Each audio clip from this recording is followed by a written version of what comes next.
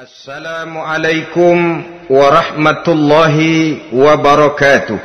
Waalaikumsalam warahmatullahi wabarakatuh. Bismillahirrahmanirrahim. Alhamdulillahi rabbil alamin. Wassalatu wassalamu ala ashrafil anbiya'i wal mursalin. Sayyidina wa maulana Muhammadin wa ala alihi wa ashabihil mujahidin at-tahirin, amma ba'du. Saudara-saudara kaum muslimin rahimakumullah, agama mengajarkan bahwa di dalam melaksanakan segala macam pekerjaan hendaklah dilaksanakan dengan penuh hati-hati dan perhitungan. Dikatakan dalam pepatah, fit ta'annis salamah wa fil ajalatin nadamah. Di dalam keberhati-hatian itu ada keselamatan, dan di dalam sikap tergesa-gesa, di dalam sikap terburu-buru biasanya mengandung penyesalan. Tetapi ada 5 perkara yang malah memang harus dikerjakan secara buru-buru. Apa yang 5 perkara itu? Pertama, mengubur jenazah. Tidak baik kalau jenazah itu disemayamkan sampai 2-3 hari di rumah. Dan yang lebih baik mengubur jenazah itu adalah di tempat di mana dia meninggal. Contohnya adalah baginda Nabi. Beliau kelahiran Mekah. Beliau wafat di Madinah, maka di Madinah itulah beliau dimakamkan dan bukan di kota Mekah. Karena prinsipnya agama menginginkan kemudahan dan tidak menginginkan kesukaran. Hal kedua yang harus dikerjakan dengan segera ialah mengawinkan anak perempuan. Apabila kita mempunyai anak perempuan, sudah sampai usianya untuk memasuki ambang pintu pernikahan, dan dia sudah minta untuk dinikahkan, maka segeralah orang tua menikahkannya atau mengawinkannya.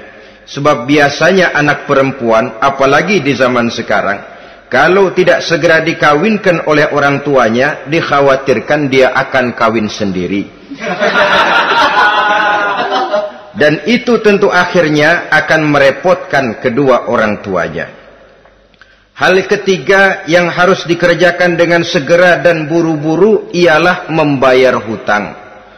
Apabila kita sudah berhutang kepada seseorang dan sudah ada uang untuk membayarnya, bersegeralah untuk membayar. Sebab kalau ditunda besok, lusa atau hari minggu depan, dikhawatirkan uangnya akan terpakai untuk kepentingan-kepentingan yang lain, dan hutang akan tetap tinggal hutang, tidak pernah terbayar adanya.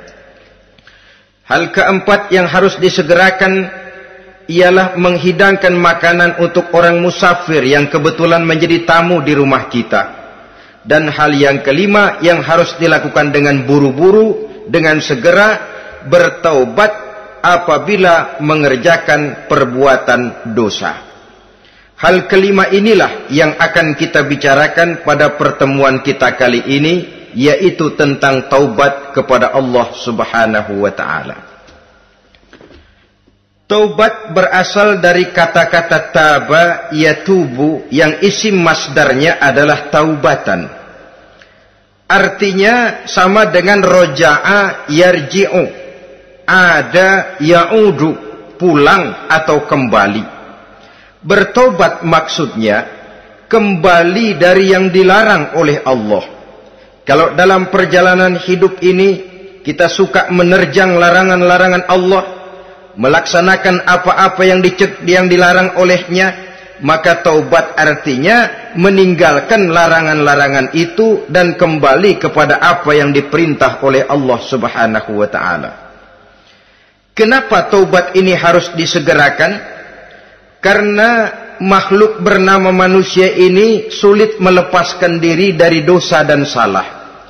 Nabi bersabda, kullu bani Adam khatta'un wa khairul khatta'ina tawwabun. Setiap anak Adam, yakni setiap manusia, pasti mempunyai dosa dan kesalahan. Dan sebaik-baik orang yang mempunyai dosa dan kesalahan ialah orang yang segera bertaubat.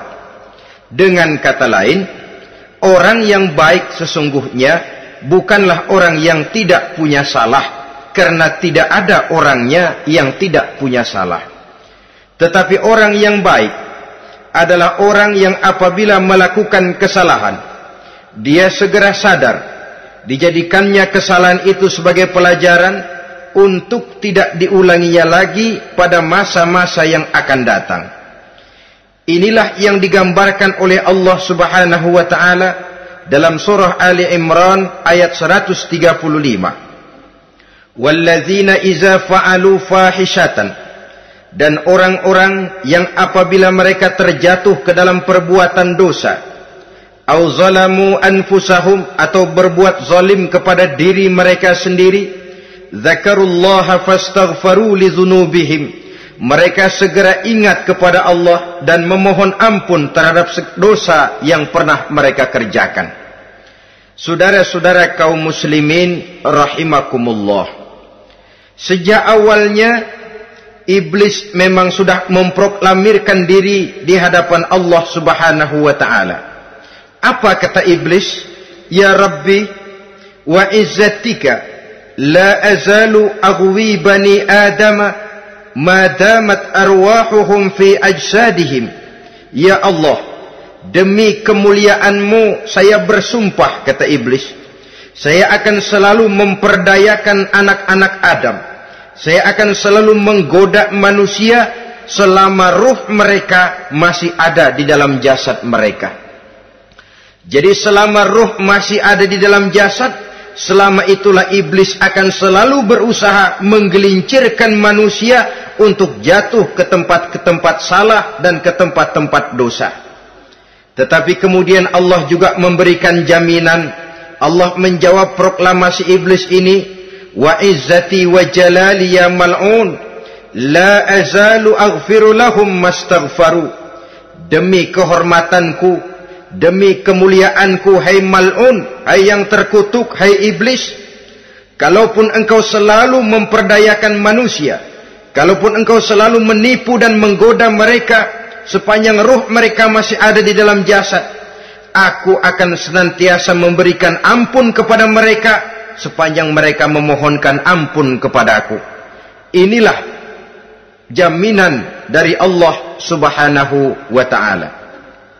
Saudara-saudara kaum muslimin rahimakumullah, oleh karenanya apabila kita berbicara tentang taubat, artinya kita berbicara tentang tingkah laku kita dalam kehidupan sehari-hari.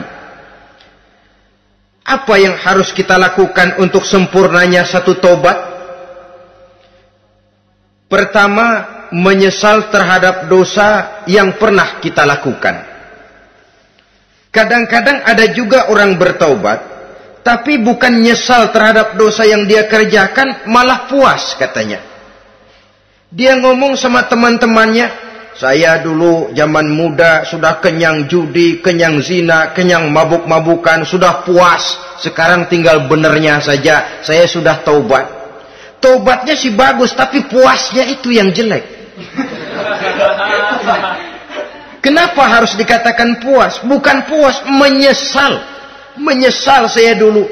Kenapa hanyut terjebak dosa? Kenapa tenggelam di meja judi? Kenapa tenggelam di minum-minuman keras? Kenapa hanyut kepada perbuatan munkar dan maksiat? Saya menyesal sekali.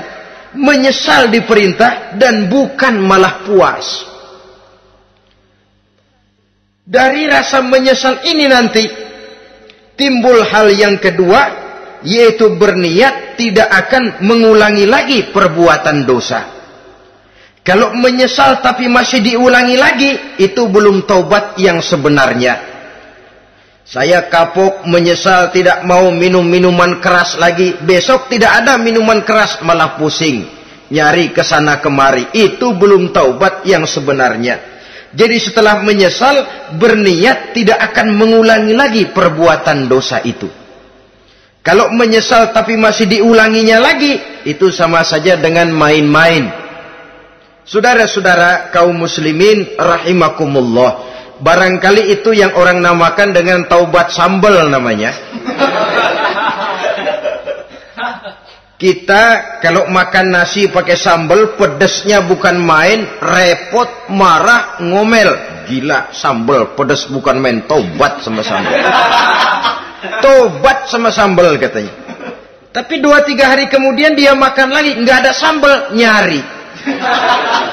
Kemarin sudah taubat, 2 hari kemudian malah nyari. Ini bukan taubat yang sebenarnya. Penyesalannya tidak diiringi dengan berniat untuk tidak mengulangi perbuatan dosa itu selama-lamanya. Saudara hadirin, kita sudah taubat, tidak mau lagi minum minuman keras. Datang teman, minum ya? Enggak mau. Kenapa? Saya sudah taubat. Yang benar, benar. Kalau dibayarin, udah. Jadi rupanya taubatnya itu cuma karena nggak ada yang bayarin. Begitu datang yang bayarin, berangkat lagi. Itu belum lagi merupakan taubat yang sebenarnya. Begitu juga kita taubat dari meja judi. Pada waktu sudah bures, bangkrut, habis-habisan, mungkin menyesal, mungkin bertaubat.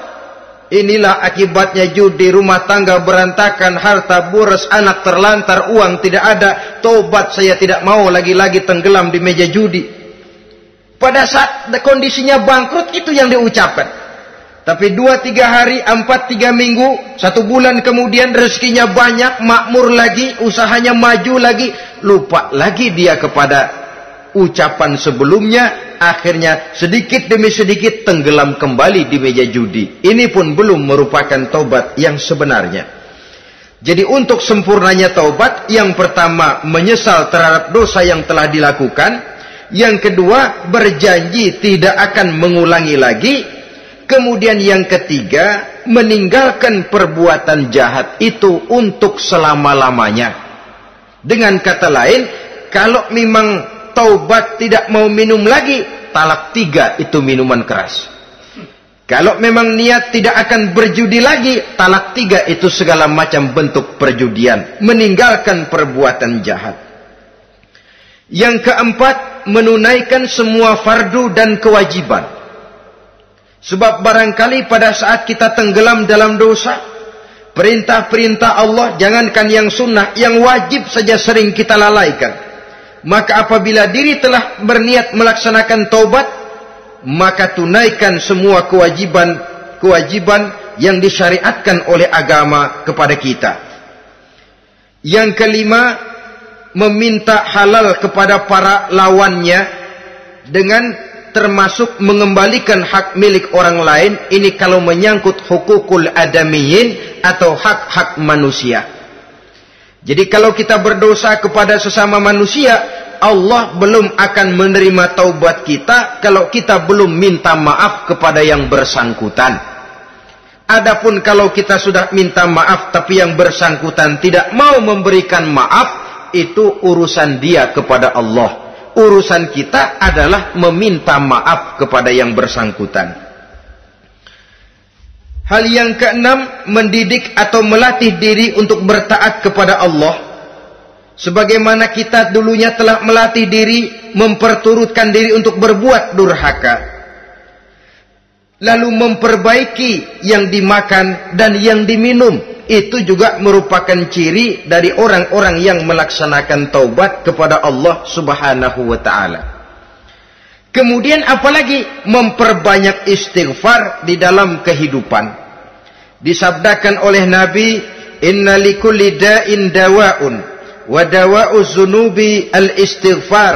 Sesungguhnya segala macam penyakit tentu ada obatnya, dan obat dari segala macam dosa adalah istighfar. Saudara-saudara kaum muslimin rahimakumullah. Jadi kalau yang terdahulu merupakan perbuatan-perbuatan konkret, maka yang terakhir ini taubat dalam bentuk ucapan berupa memperbanyak istighfar, memohonkan ampun kepada Allah Subhanahu wa ta'ala. Mari kita lihat. Dalam teladan hidup kita, manusia yang hatinya paling bersih, tidak lain adalah Rasulullah sallallahu alaihi wasallam. Beliau sudah mendapat jaminan ampun dari seluruh dosa. Liyaghfir lakallahu ma taqaddama min zambika wa ma ta'akhkhar, kata Allah.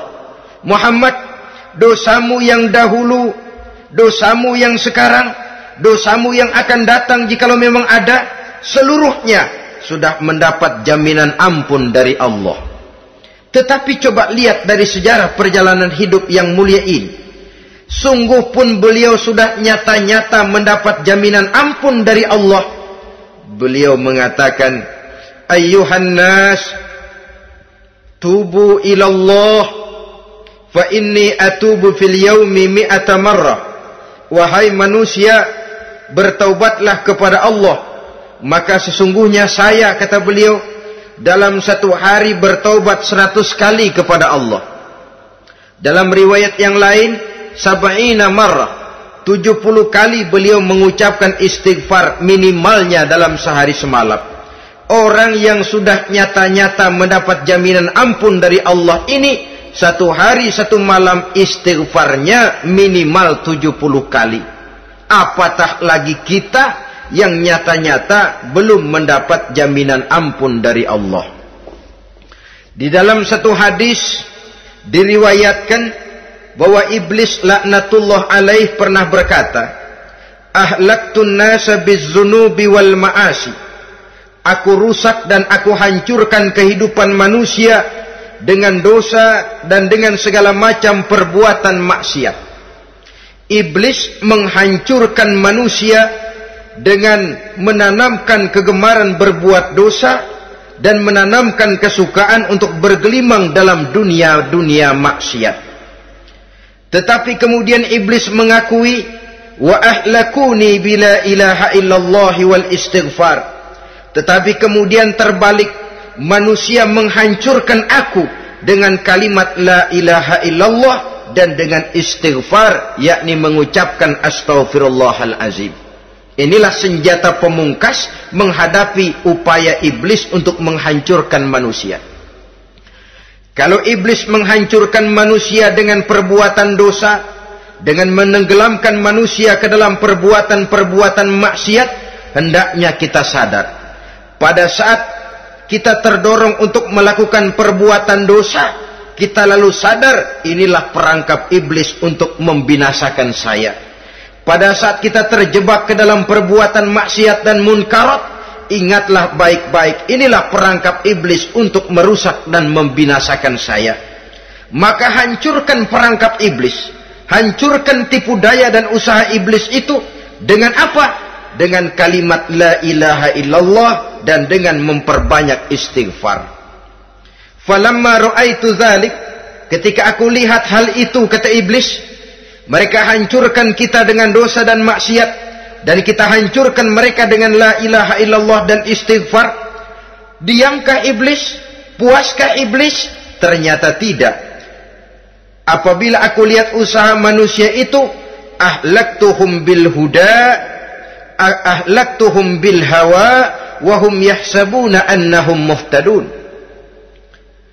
Apabila mereka hancurkan aku dengan la ilaha illallah dan istighfar, maka aku kembali menghancurkan mereka dengan mempergunakan hawa nafsu, sehingga mereka menyangka bahwa mereka adalah orang-orang yang mendapat petunjuk.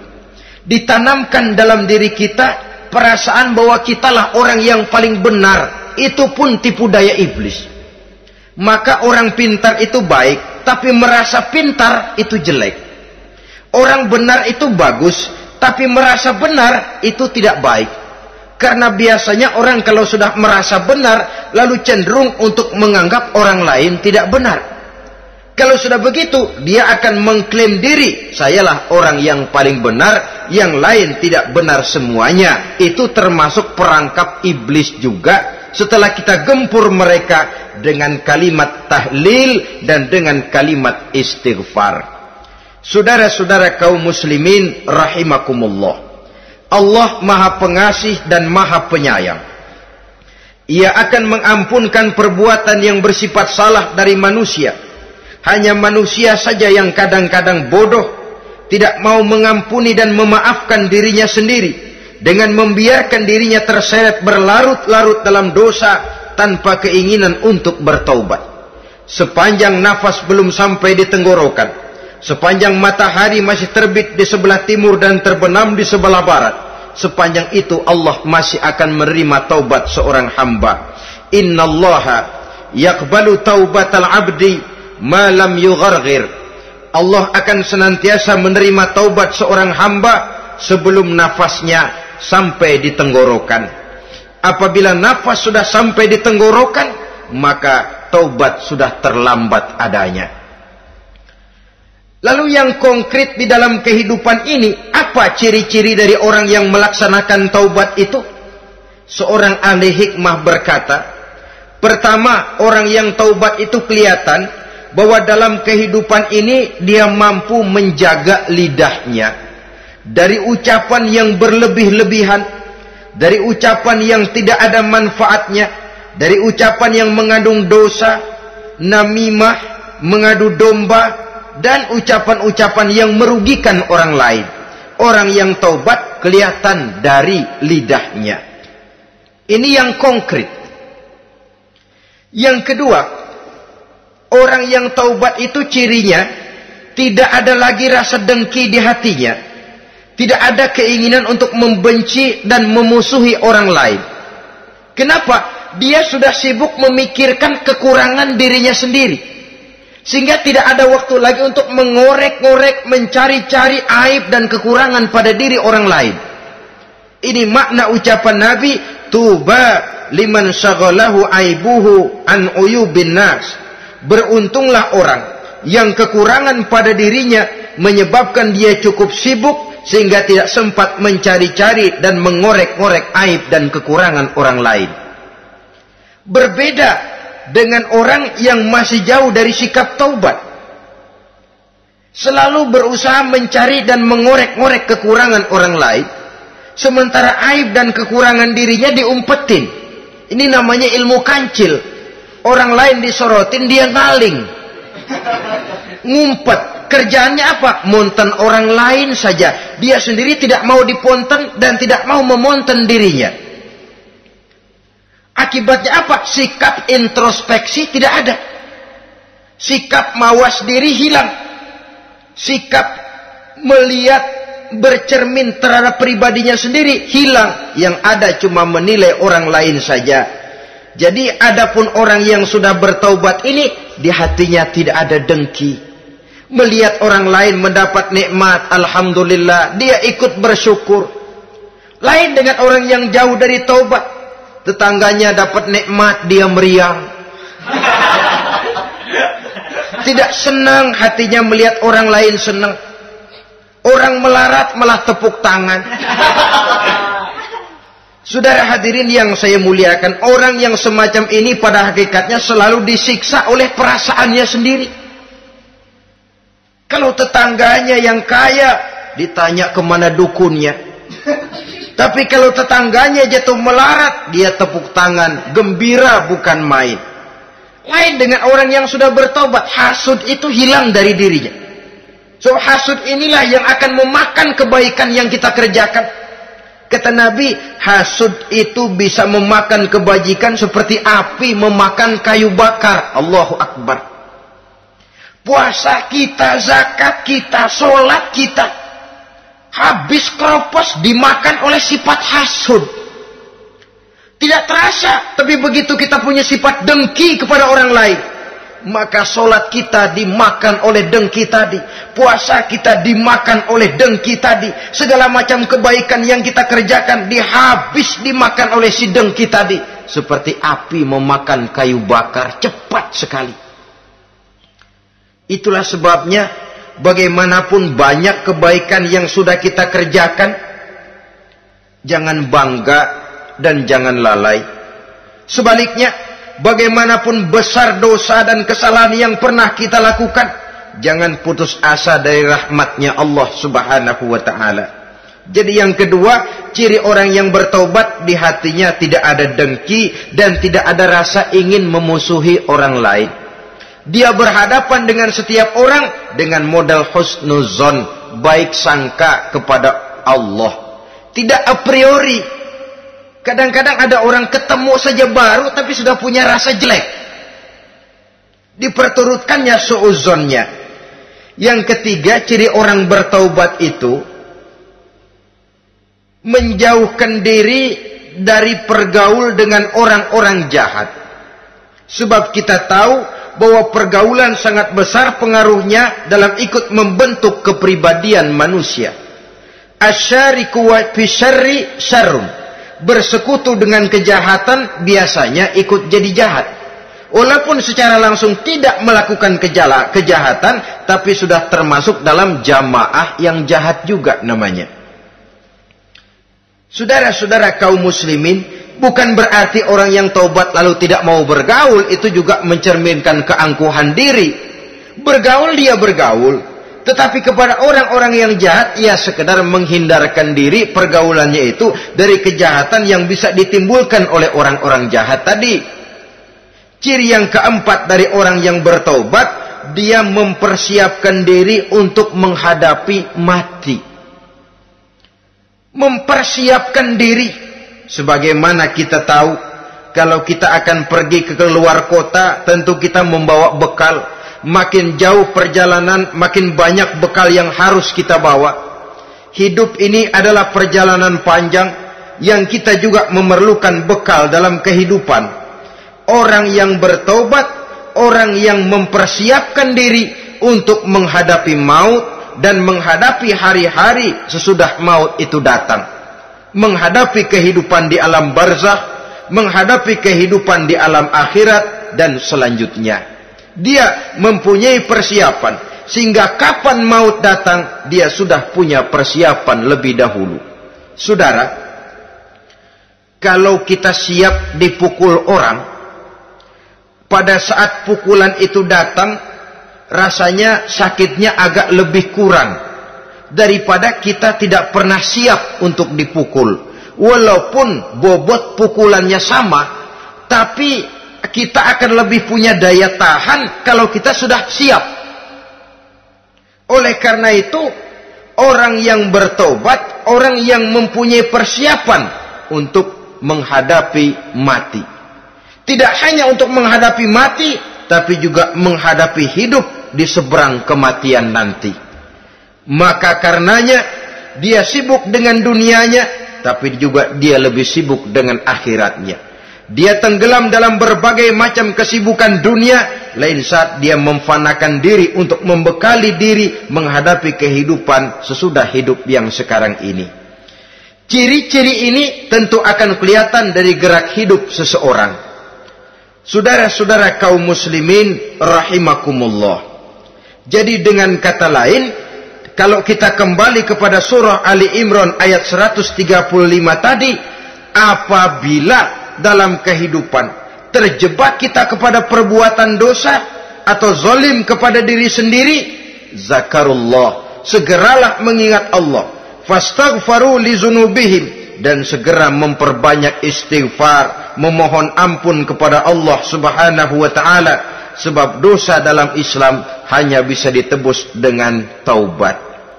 Bukan dengan uang, bukan dengan beras, bukan juga dengan piagam. Dosa dalam Islam hanya bisa ditebus dengan melaksanakan taubat kepada Allah. Dan untuk bertaubat tidak usah ngulur waktu. Besok saja, bulan depan saja, tahun depan saja, nanti saja kalau sudah agak sedikit tua. Ibarat diri kita ini kaca, kata Imam Ghazali, maka dosa adalah debu. Apabila kaca kena debu, sedikit nempel debu, lalu dilap, sedikit nempel debu, terus dilap lagi, insya Allah kaca akan tetap bersih. Tapi kalau kita menunggu debu sampai banyak, apalagi sampai berurat, berkarat, nanti akan sulit membersihkannya. Demikian hati manusia itu. Kalau sudah dihinggapi oleh dosa, ditumpuknya lagi, berkarat dosa dalam hati, biasanya berat untuk melaksanakan taubat. untuk lebih meningkatkan pengertian kita tentang ciri dari orang-orang yang bertaubat, mari kita ikuti sebuah dialog yang pernah terjadi antara Rasul dengan para sahabat. Satu hari ketika sedang berkumpul dengan para sahabat, baginda Rasul bertanya, "Atadruna manit taib?" Saudara-saudara, tahu enggak saudara-saudara, siapa sebenarnya orang-orang yang bertaubat itu? Macam-macamlah jawaban para sahabat, tapi yang jelas akhirnya mereka berkata, Allahu wa rasuluhu a'lam. Allah dan Rasulnya yang lebih tahu siapa sebenarnya orang yang bertaubat itu. Atas jawaban ini, baginda Rasul lalu menegaskan, pertama, man taba wa lam yata'allamil ilma falaysa bitaibin. Siapa orang yang mengaku bertaubat kepada Allah, lalu dia tidak mau mencari ilmu, tidak mau belajar, falaysa bitaibin, maka dia belum termasuk orang yang bertaubat. Jadi di sini jelas bahwa bukan hanya dari dosa kita bertaubat, juga bertaubat dari kebodohan. Dalam arti tidak membiarkan diri kita bodoh terus menerus. Dengan bahasa anak sekarang, bodoh tapi betah.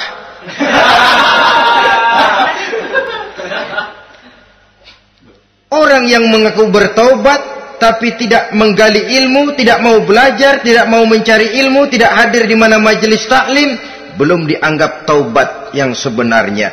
Jadi grafik orang yang taubat itu kelihatan dari kesungguhannya mencari ilmu, menghadiri majelis taklim, menghadiri kuliah-kuliah, ceramah-ceramah dan diskusi-diskusi keagamaan. Rakus dia dengan ilmu pengetahuan agama, sehingga dengan ilmunya taubatnya semakin mantap. Ini ciri yang pertama. Lalu beliau bersabda lagi, wa man taba wa lam yazdad fil ibadati falaysa bitaibin. Barang siapa yang mengaku bertaubat tapi ibadahnya tidak tambah-tambah, maka dia belum termasuk orang yang taubat. Orang yang bertaubat ada grafik peningkatan ibadahnya. Jadi kalau mulutnya taubat, minta ampun, tapi ibadahnya gitu-gitu aja, belum merupakan taubat yang sebenarnya. Jadi pada saat dia melaksanakan taubat, memproklamirkan diri untuk kembali ke jalan Allah, nilai ibadahnya meningkat. Kalau sholatnya tadinya cuma sekedar yang wajib-wajib saja, setelah dia taubat bertambah melaksanakan yang sunnah, rawatibnya, qobliyah, ba'diyahnya, atau kemudian nawafilnya berupa tahajud, hajat, duha, istikharah, dan solat-solat sunnah lainnya. Jadi kelihatan dari peningkatan ibadahnya. Ini ciri yang kedua. Yang ketiga kata Nabi lagi, wa man taba wa lam yardal khusama falaysa bitaibin. Barang siapa yang mengaku bertaubat kepada Allah tapi dia tidak bisa meridhoi musuh-musuhnya, maka belum lagi dia dianggap orang yang bertaubat. Meridhoi, memaafkan musuh. Saudara, memberi maaf itu lebih sulit daripada minta maaf. Tapi memberi maaf lebih mulia daripada minta maaf. Minta maaf gampang, memberi maaf yang sulit. Karena itu orang yang memberi maaf menunjukkan jiwa yang lebih luhur daripada orang yang minta maaf. Sebab apa? Posisi orang yang memberi maaf kan posisi orang yang menang. Biasanya dalam posisi menang orang gampang congkak dan sombong. Orang datang minta maaf kepada kita, lalu timbul keseganan. Iya, minta maaf sih gampang. Memberi maaf itu yang sulit, tapi itu yang sangat dianjurkan. Dan itu merupakan ciri dari orang-orang yang bertaubat. Lalu apalagi? Wa man taba wa lam yughayyir libasahu wa zinatahu falaysa bitaibin. Barang siapa yang mengaku bertaubat tetapi pakaian dan perhiasannya tidak berubah, maka dia belum lagi dianggap bertaubat. Orang bilang pakaian memang kulit, yang penting isi. Tetapi bagaimanapun kulit mencerminkan isi. Dari pakaian kita bisa mengkaji kepribadian seseorang. Saya berpendapat bahwa pakaian penting, kulit juga penting. Kulit penting, isi penting. Kulit tanpa isi tidak ada artinya. Isi tanpa kulit juga meragukan orang. Wah, yang penting kan isinya, kulitnya gimana saja. Saya mau tanya, saudara dapat duren di jalanan, isi aja nggak ada kulitnya. Kira-kira dimakan nggak duren itu? Paling kurang akan menimbulkan keraguan. Jangan-jangan sudah dicampur racun ini. Jadi dengan demikian orang yang bertaubat ini kelihatan dari cara berpakaian, cara berhias diri, tidak over. Dia kembali kepada fungsi berpakaian. Dalam Islam kan sesungguhnya fungsi pakaian itu yang paling utama. Pertama, nutup aurat. Itu ukurannya. Yang kedua, pantas. Yang ketiga, baru soal mode. Di zaman kita sekarang terbalik. Mode nomor 1. Pantas belakangan, nutup aurat apa tidak nomor 16.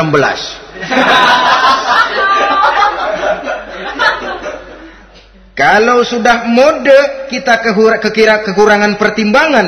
Ini buat saya pantas apa tidak, ini menutup aurat apa tidak. Kita balik.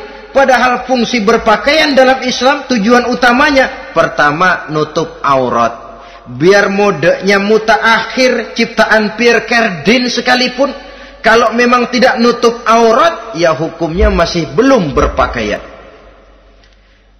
Atau juga ukuran yang kedua, pantas. Yang orang lain pantas kita pakai, belum tentu kita pantas. Kita kadang-kadang kehilangan pertimbangan. Lihat iklan bintang film memakai pakaian yang begini bagus, lalu kita pakai saja. Ya tentu namanya bintang film.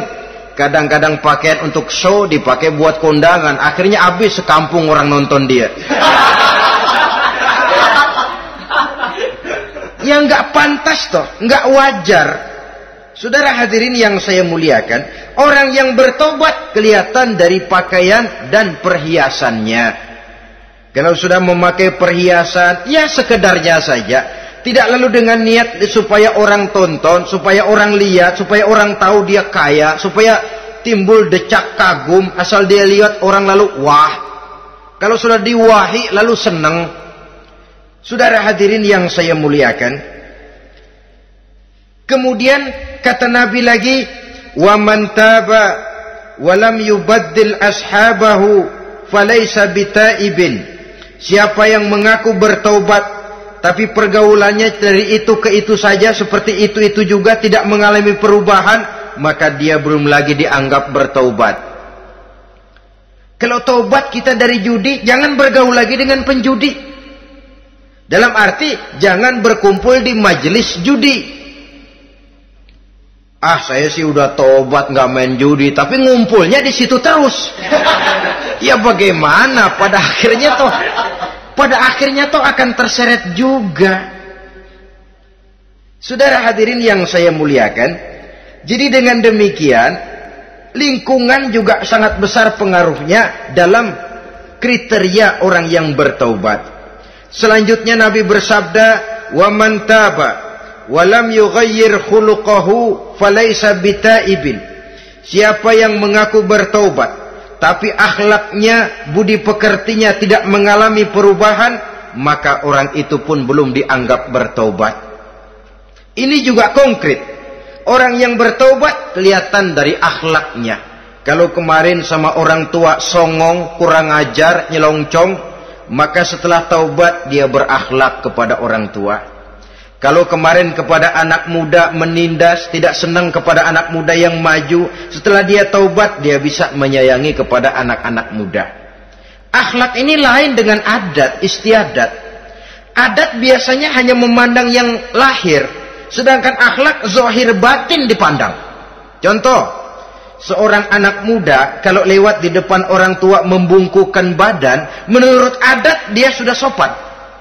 Tapi menurut akhlak belum tentu berakhlak. Tergantung kepada niatnya apa membungkukin badan.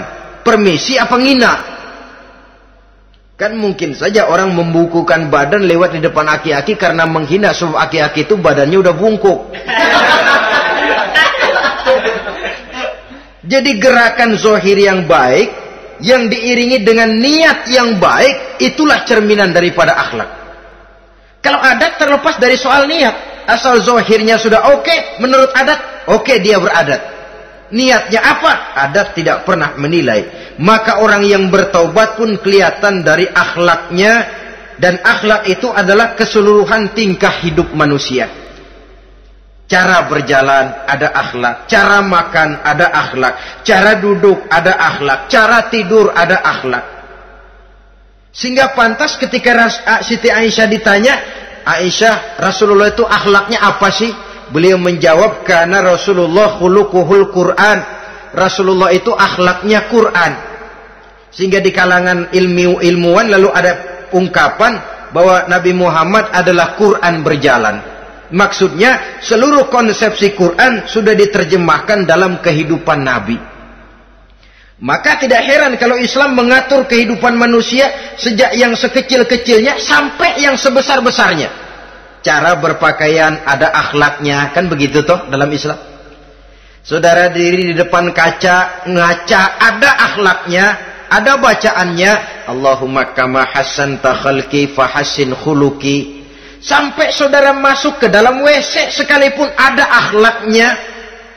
Karena akhlak adalah keseluruhan gerak hidup manusia. Orang yang bertobat kelihatan dari perubahan akhlaknya. Kemudian beliau bersabda, "Wa man taba wa lam yatwi firashahu wa bisatahu falaysa bitaibin." Siapa orang yang mengaku bertaubat tetapi dia tidak menggulung tempat tidur dan spraynya, maka dia belum dianggap bertaubat. Ini bahasa kinayah. Menggulung spray, melipat tempat tidur artinya lebih banyak ibadahnya daripada tidurnya. Kalau ngaku taubat tapi sehari 24 jam, 22 jam tidur, cuma 2 jam ibadah, ya belum mencapai kriteria itu. Dengan kata lain, orang apabila sudah memproklamirkan diri untuk taubat, menyingsingkan lengan baju, melipat spray, menggulung tempat tidur. Bukan berarti dia tidak tidur-tidur, tetapi bersiap diri untuk melaksanakan ibadah yang pada saat dia terjebak dalam dosa, sudah banyak ibadah yang ditinggalkannya. Saudara-saudara kaum muslimin rahimakumullah. Kemudian beliau bersabda pula, "Wa man taba wa lam yatasaddaq falaysa bitaibin." Barang siapa yang mengaku bertobat kemudian dia tidak menyedekahkan karunia yang diberikan Allah kepadanya, maka taubatnya belum lagi dianggap taubat yang sebenarnya. Faman istabana minal abdi hazihil khisal fahuwa taibun haqqa. Apabila nyata tanda-tanda ini pada diri seorang hamba, maka barulah taubatnya dinamakan taubat yang sebenarnya. Jadi untuk taubat itu ada 2 jalan yang bisa kita tempuh. Pertama, taubat dengan lisan. Taubat dengan ucapan. Dalam artian apa? Memperbanyak istighfar. Istighfar yang mana? Yang mana yang mungkin saja. Kalau waktunya sempit, ya istighfar yang pendek-pendek. Astaghfirullah, astaghfirullah, astaghfirullah. Mau yang lebih panjang, astaghfirullahalazim allazi la ilaha illa huwal hayyul qayyum wa atubu ilaih min jami'il ma'asi waz zunub la haula wala quwwata illa billahil aliyyil azim. Ada waktu yang lebih panjang lagi, membaca sayyidul istighfar. Tiap kali berbuat jahat, tiap kali diiringi dengan istighfar. Nah, ini yang bisa runtuh dengan istighfar ini dosa apa? Dosa yang ringan. Dosa yang biasanya dilakukan oleh panca indera kita. Mata ini dosa mata, insya Allah bisa runtuh dengan istighfar. Ngelihat yang haram, cepat nunduk, astagfirullah. Habis nunduk, jangan ngeliatin lagi. Kadang-kadang ngelihat nunduk, istighfar, melotot lagi, istighfar lagi.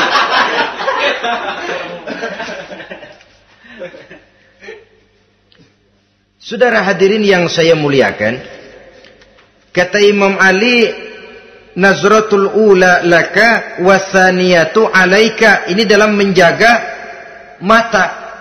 Pandangan pertama rezekimu kelihatan, namanya kelihatan kan rezeki. Pandangan pertama rezekimu, ulangannya dosamu. Ulangannya ini yang bisa membawa dosa. Dosa karena lidah, mengucapkan kata-kata yang menyakitkan orang. Dengan istighfar, insya Allah runtuh.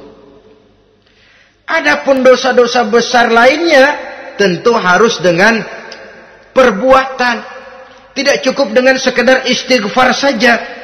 Perbuatannya apa? Itulah seperti yang sudah saya sampaikan pada ciri-ciri orang yang bertaubat tadi. Oleh karenanya, beruntunglah kita masih diberikan umur oleh Allah. Sehingga segala dosa dan kesalahan yang kita lakukan, kita masih punya kesempatan untuk mengadakan pemutihan, bertaubat kepada Allah. Nah, apa kemudahan yang diberikan Allah kepada orang yang melazimkan istighfar di dalam hidupnya? Pertama, kata Nabi, man lazimal istighfar, siapa orang yang melazimkan, membiasakan diri istighfar, diberikan keistimewaan oleh Allah. Pertama, ja'alallahu lahu min kulli dhiqin makhraja. Allah akan memberikan jalan keluar untuknya dari segala macam kesulitan. Hidup ini kan problem. Makin tinggi status sosial, makin banyak urusan. Urusan akan selesai apabila hidup di dunia selesai. Kita menyangka orang lain lebih enak dari kita. Padahal tiap orang punya urusan. Yang namanya enak barangkali persis seperti pelangi biang lala itu. Tidak pernah di atas kepala kita, di atas kepala orang lain saja. Begitu kita memandang keenakan dalam hidup ini. Petani bilang pedagang enak, pedagang bilang petani enak. Tapi begitulah keenakan itu. Orang yang melazimkan istighfar, dia akan diberikan jalan keluar dari segala macam kesulitan. Menurut perhitungan otak, deadlock, buntu, tidak sanggup lagi, entah bisa terwujud dan terlaksana. Allah memberikan jalan keluar dari segala kesulitan. Saudara, kalau Allah sudah memberikan jalan keluar dari kesulitan, siapa lagi yang bisa bikin sulit kita? Kalau Allah yang memberikan jalan keluar, everything is running well, katanya. Semua urusan bisa jalan dengan lancar. Tapi tanpa istighfar, jauh kita dari Allah. Jalan yang sudah lapang pun bisa jadi sempit. Urusan yang sudah nyata akan selesai pun bisa jadi injelimet. Dan jalan yang tadinya tidak berliku-liku pun bisa berliku-liku.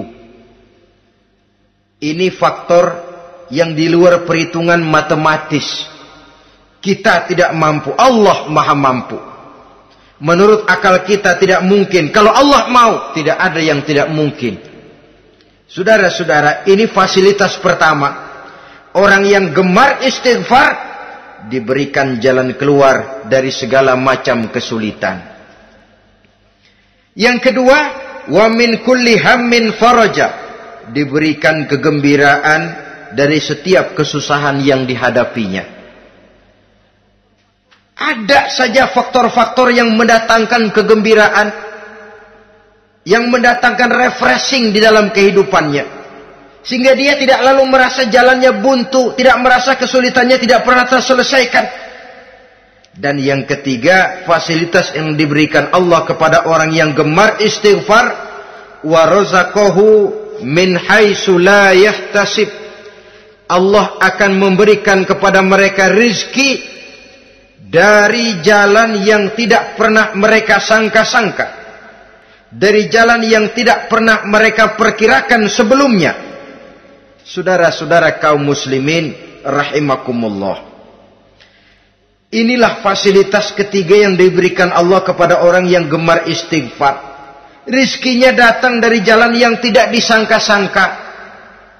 Sebab rizki ini juga termasuk hal gaib.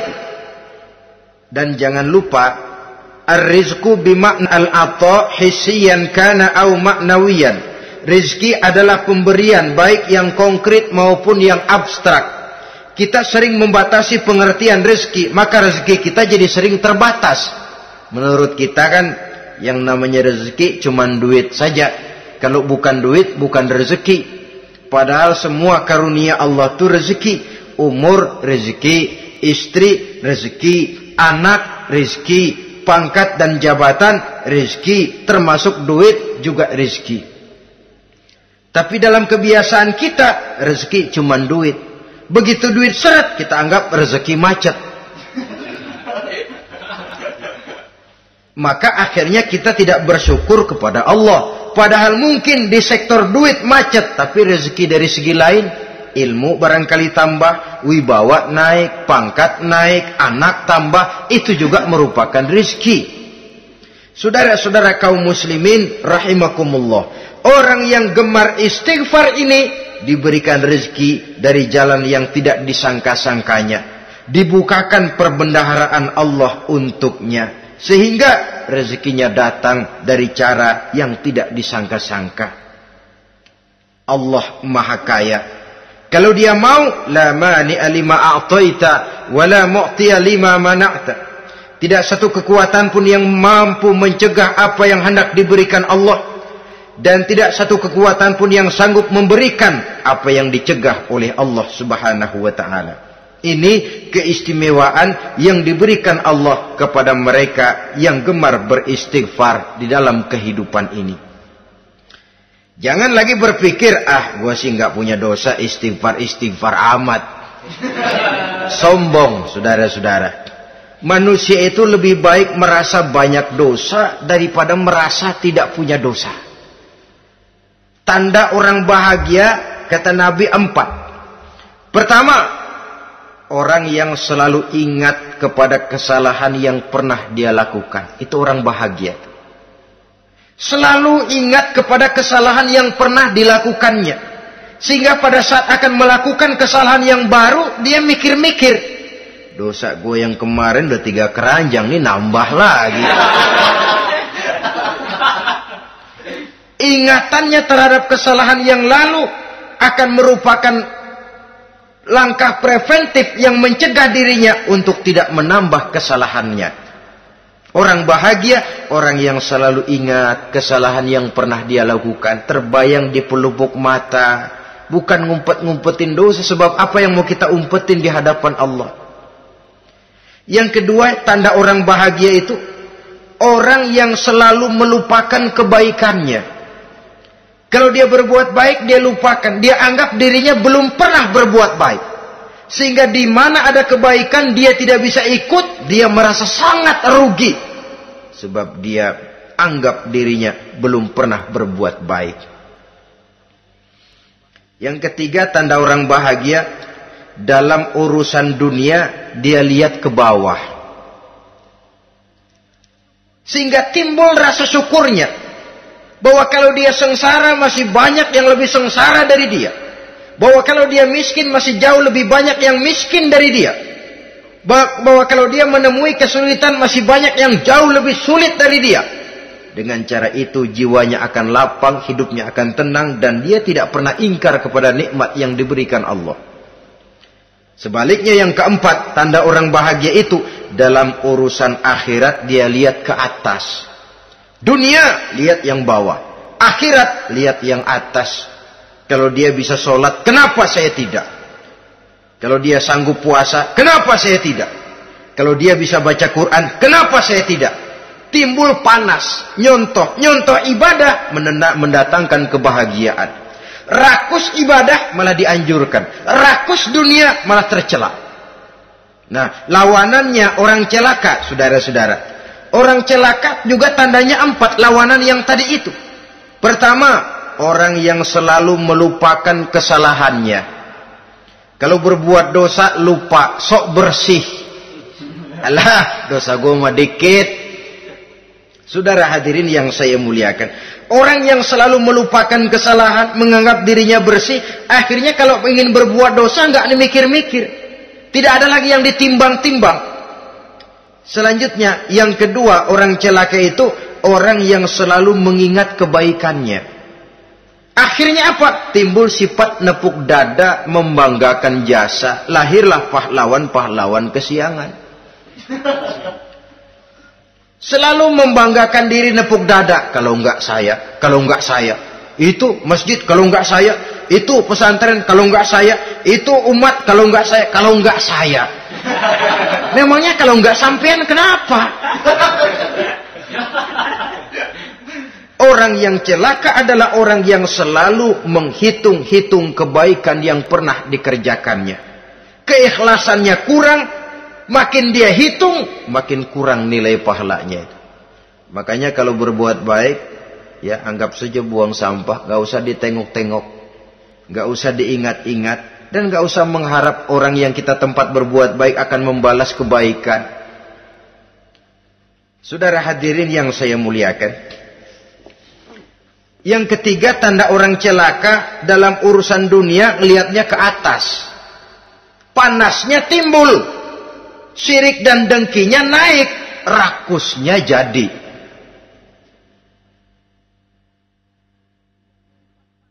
Timbul sifat panasnya itu. Tidak mau ngerti. Kalau tetangga saya bisa beli kulkas, kenapa saya tidak? Kalau tetangga saya bisa beli motor, kenapa saya tidak? Kalau tetangga saya bisa beli mobil, kenapa saya tidak? Gaji nggak cukup, tuyul piara.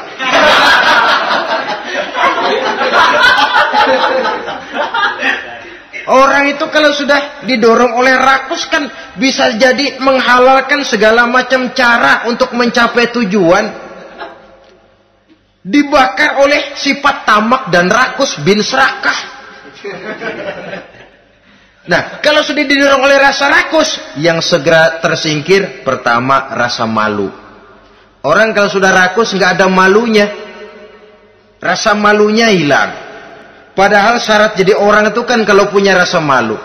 Nggak punya rasa malu, kurang syarat jadi orang. Akan bagaimana jadinya masyarakat, bahkan bangsa dan negara, kalau rakyatnya sudah tidak punya rasa malu. Yang kedua, rasa takut hilang, terutama takut kepada Allah. Sirna sama sekali. Sudah tujuan menghalalkan cara. Yang keempat, tanda orang celaka dalam urusan akhirat, lihatnya malah ke bawah. Kenapa kamu enggak sholat? Itu bapak anu yang tuaan, enggak, saya enggak lagi. Kenapa ngelihatnya mesti kepada yang begitu? Sehingga lalu tidak ada gairah untuk mencontoh.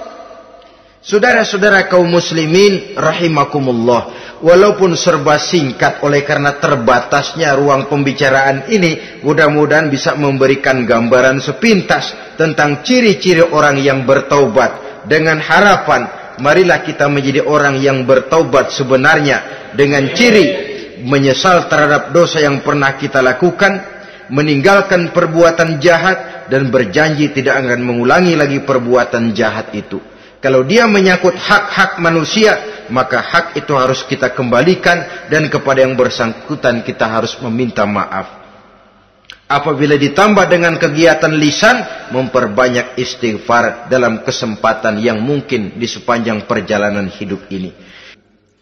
Saudara-saudara kaum muslimin, terutama adik-adik para remaja dan pemuda yang saya cintai.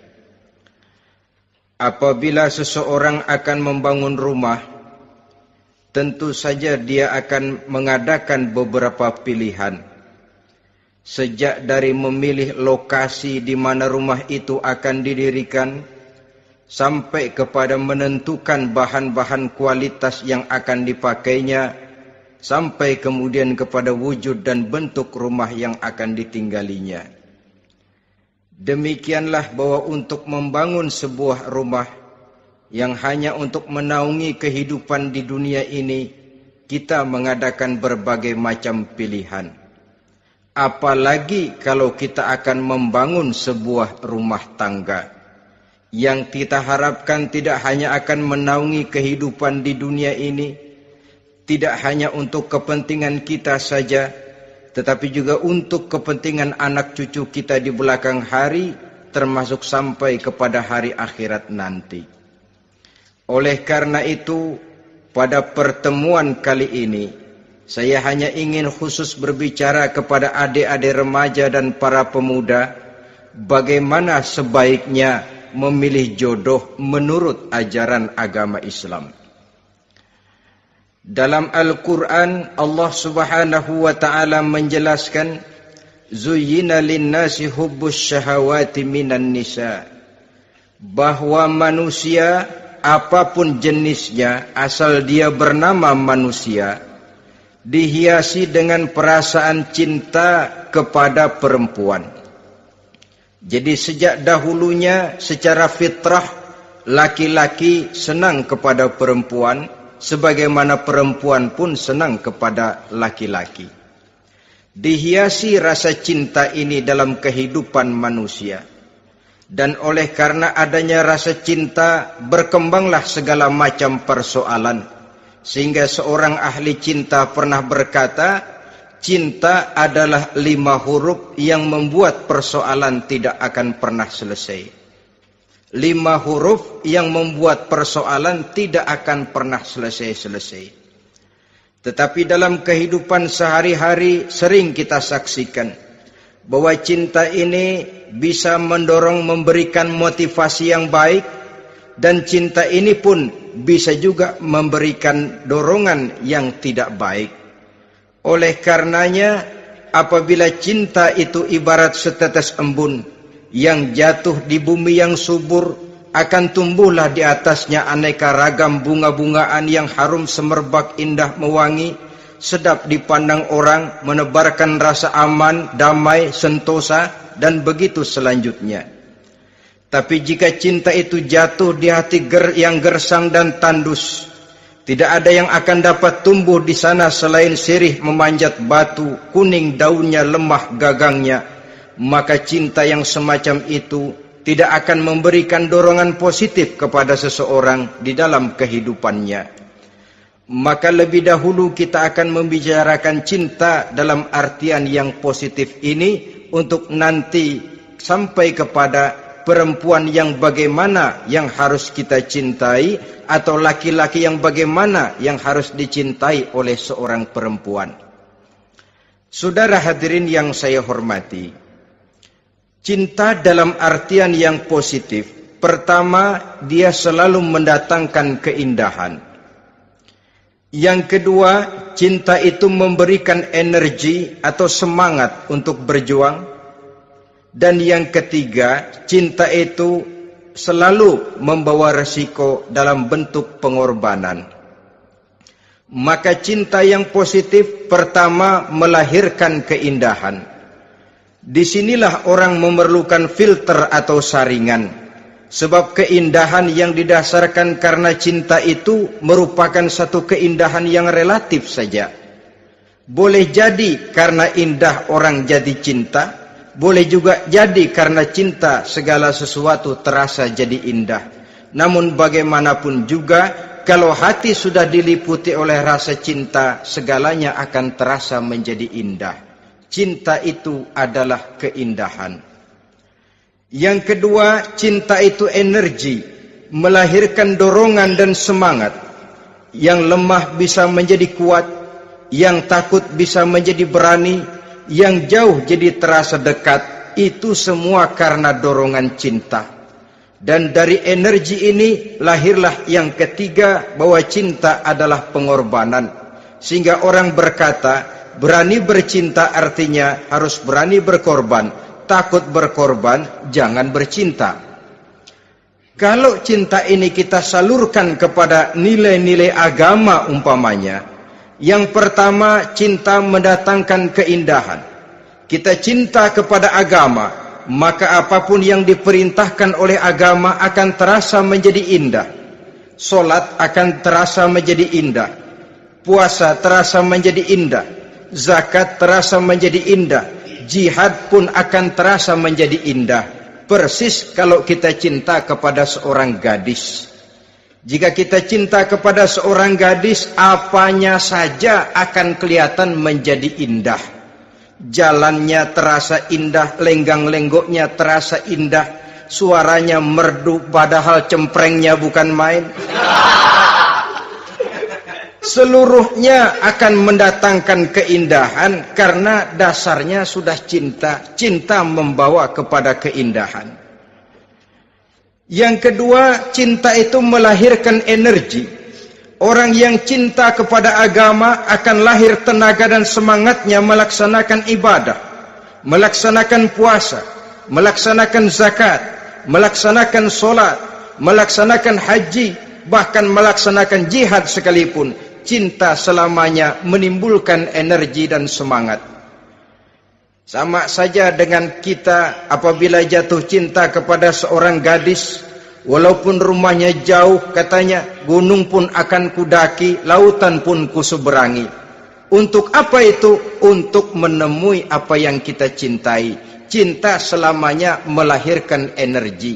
Capek tidak terasa, lelah tidak terasa, semuanya tertutup oleh keindahan yang bernama cinta.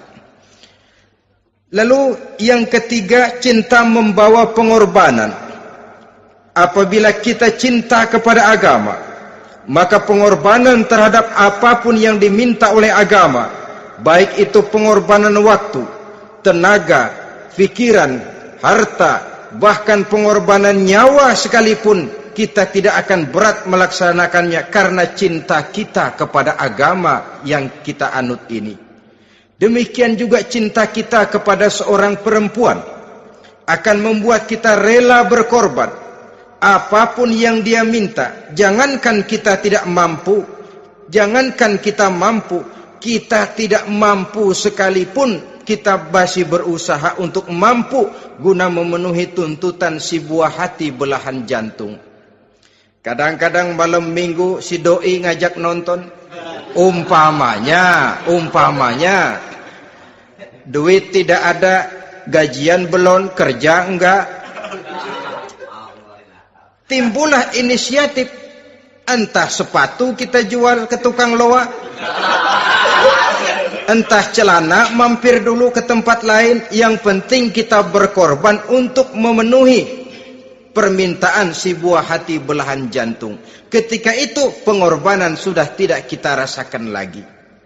Bahkan pengorbanan yang paling pedih sekalipun, dalam gurau, dalam bercanda misalnya, dicubit kita oleh kekasih kita, pedih bukan main, terkelupas kulit, mengalir darah, bukan nangis, nyengir.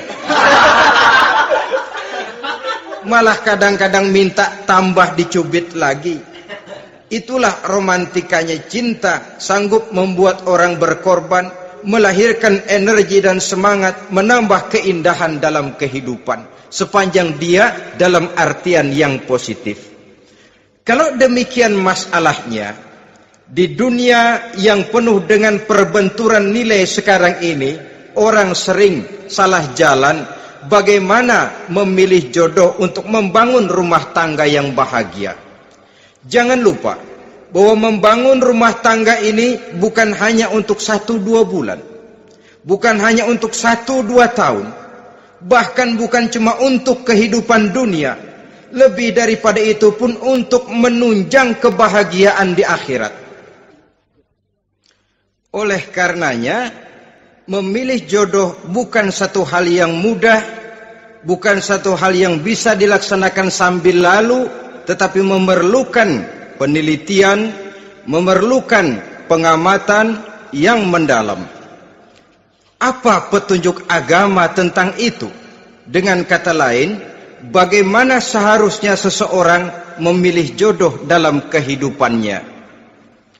Ini tentu saja sumbangan moral buat adik-adik remaja dan para pemuda yang lagi kebingungan memilih jodoh, atau barangkali buat bapak-bapak yang kepengen nambah lagi.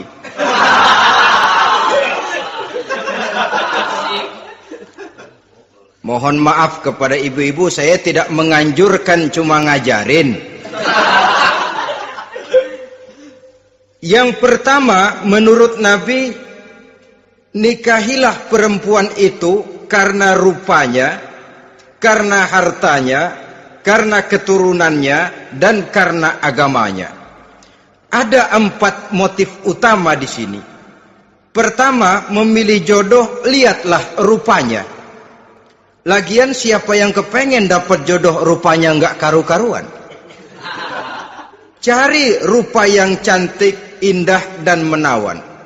Namun jangan lupa, saya katakan di zaman di mana sering terjadi benturan nilai seperti sekarang ini, orang sulit untuk mendapatkan keaslian. Di mana teknologi sudah sedemikian canggih, di mana ilmu kedokteran sudah sedemikian maju, maka berbagai macam rupa bisa dibentuk dengan apa yang dinamakan operasi plastik misalnya. Yang pesek bisa dibikin mancung, kuping yang kelebaran bisa dibikin sedang, pipi yang kembung sebelah bisa dibikin rata, janggut yang tidak menarik bisa dibikin bak lebah bergantung katanya. Oleh karena itu, kalau pilihan hanya tertuju kepada rupa yang cantik saja semata-mata, kita sudah melakukan satu kesalahan yang sangat besar. Sebab apa? Diperingatkan oleh Nabi melalui hadis Ibnu Majah, Bazar dan Baihaqi dari Ibnu Umar. Janganlah kamu kawini seorang perempuan karena kecantikannya, sebab kecantikan boleh jadi akan mencelakakan. Jangan juga kamu kawini perempuan karena hartanya, sebab kekayaan biasanya akan mendatangkan kesombongan. Tetapi kawinilah karena agama dan akhlaknya, karena itulah yang akan membawa kepada kebahagiaan. Saudara-saudara kaum muslimin, terutama adik-adik remaja dan para pemuda, dikala usia puber, apalagi mata baru terbuka, awal balik namanya, remaja sering kehilangan filter. Pokoknya asal ngelihat rupa yang sudah lemot, denok, geboy, pikiran pun hanyut, malam terkenang, siang terbayang, tidur tak nyenyak, makan tak enak katanya, selalu terbayang wajah si doi. Dikala itu orang kehilangan pertimbangan bahwa rupa yang cantik kadang-kadang sering menipu. Diriwayatkan oleh Imam Ibnu Abbas, satu hari ketika sedang kumpul dengan para sahabat, lewatlah orang dengan potongan potongan orang kaya. Kelihatan kan, orang kaya sama orang miskin jalannya aja lain kan? Jalannya saja, jangan gaya hidupnya, jalannya saja lain. Lewat dia, Rasul bertanya kepada seorang sahabat, menurut pendapatmu bagaimana orang yang lewat itu? Kata sahabat, oh yang lewat ini ya Rasul, kalau dia meminang perempuan pasti diterima. Kalau dia menolong orang pasti berhasil. Kalau dia ngomong pasti didengerin. Kenapa? Orang kaya. Orang kaya ya Rasul. Kalau dia minang, perempuan mana yang kagak bisa menerima kalau dipinang oleh orang kaya? Biar mukanya udah belipet kayak dompet tanggung bulan. Kalau memang duitnya banyak, nggak kelihatan tuh muka yang belipet, yang kelihatan duit. Kalau dia nolong orang, pasti berhasil apa yang dia tolong itu. Kalau dia ngomong, pasti didengerin orang, walaupun omongannya biasa-biasa saja. Kenapa? Orang lihat penampilannya. Sudah, ketika orang itu lewat, beberapa lama kemudian lewat lagi seseorang yang kelihatannya miskin. Rasul tanya lagi, kalau orang ini bagaimana pendapat kamu? Wah, potongan begini sih Rasul, kalau dia minang orang tolak. Siapa yang mau kawin sama kere begini? Kalau dia nolong orang pasti nggak berhasil. Kalau dia ngomong kagak bakalan ada yang mau dengerin. Siapa yang mau dengerin orang susah ngomong? Setelah orang itu lewat, apa kata Rasul? Orang yang terakhir yang lewat ini, yang barusan lewat, jauh lebih baik dari yang pertama yang lewat tadi. Jauh lebih baik. Maksud dari ucapan ini, Rasul sebenarnya mendidik para sahabat jangan tertipu oleh penampilan. Sebab penampilan tidak selamanya mencerminkan keaslian. Apalagi di zaman sekarang, salon di mana-mana bejibun. Alis mata bisa dibikin, pipi bisa dicat.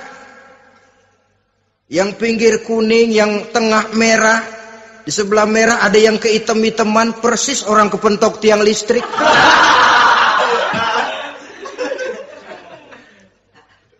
Kecantikan yang artifisial, kecantikan yang bukan alami. Karena itu silakan saja cari yang cantik, tapi jangan terpaku sampai di situ. Sebab kecantikan di samping dia mudah berubah oleh pergeseran masa dan pertukaran waktu, ternyata penampilan tidak selamanya mencerminkan keaslian. Lain hari seorang sahabat pernah mengadu, "Ya Rasul, ada apa? Inna imraati la turaddu yadul lamis." Ya Rasul, istri saya tidak pernah menolak tangan orang laki yang menjamahnya, mengajak salaman kepadanya. Apa jawab Rasul? Ceraiin aja. Tapi hati saya berat ya Rasul, saya cinta betul sama dia.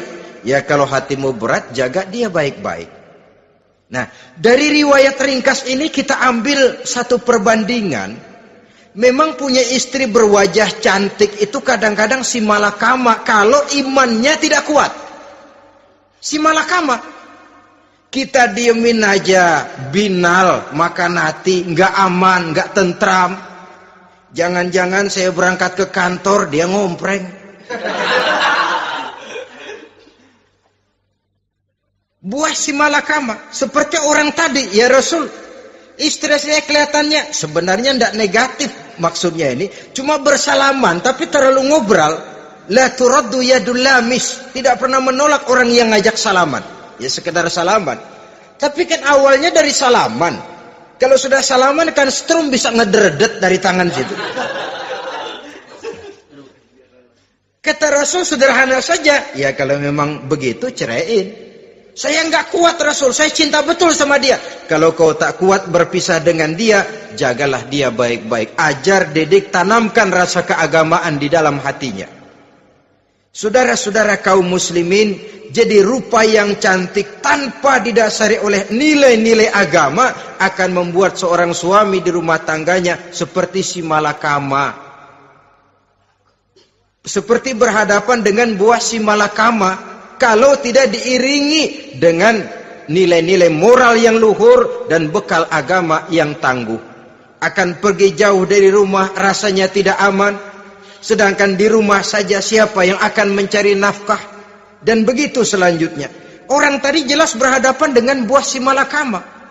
Didiamkan, makan hati. Sebab, maaf, kalau seorang suami sudah tidak punya rasa cemburu terhadap istrinya, itu kan yang disebut dayus. Dan dayus itu, jangankan masuk surga, bau surga saja dia tidak dapat. Tapi cemburu dalam artian bukan cemburu buta, cemburu dalam artian yang wajar. Dia cemburu, akan dikerasi takut kalau istrinya minta cerai, sedangkan dia cintanya sudah kadung medok bener. Si malakama jadinya. Nah, ini juga satu riwayat yang memberikan gambaran kepada kita. Pilihan, silakan cari rupa yang cantik saja. Cari yang cantik. Tapi kalau itu dijadikan motif utama tanpa dasar-dasar agama, saya khawatir nanti rumah tangga kita akan berhadapan dengan buah si malakama. Jadi adik-adik remaja, usaha, ikhtiar, cari yang cantik, yang kira-kira nggak membosenin, supaya kita betah tinggal di rumah, supaya kita merasa ada tempat berbagi rasa, ada tempat kita bernaung. Sebab kalau nyari bini sebini-bininya mah, ya jodoh di tangan Tuhan, kagak usah nyari juga ntar datang diri umpamanya. Iya kalau yang datang peot. Orang harus berusaha walaupun pada akhirnya jodoh toh memang ditentukan Allah.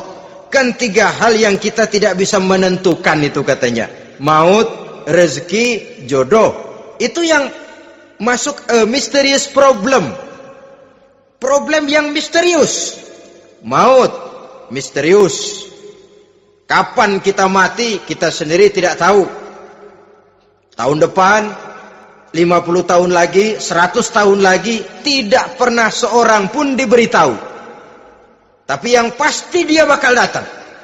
Kapan dan di mananya, kita tidak tahu.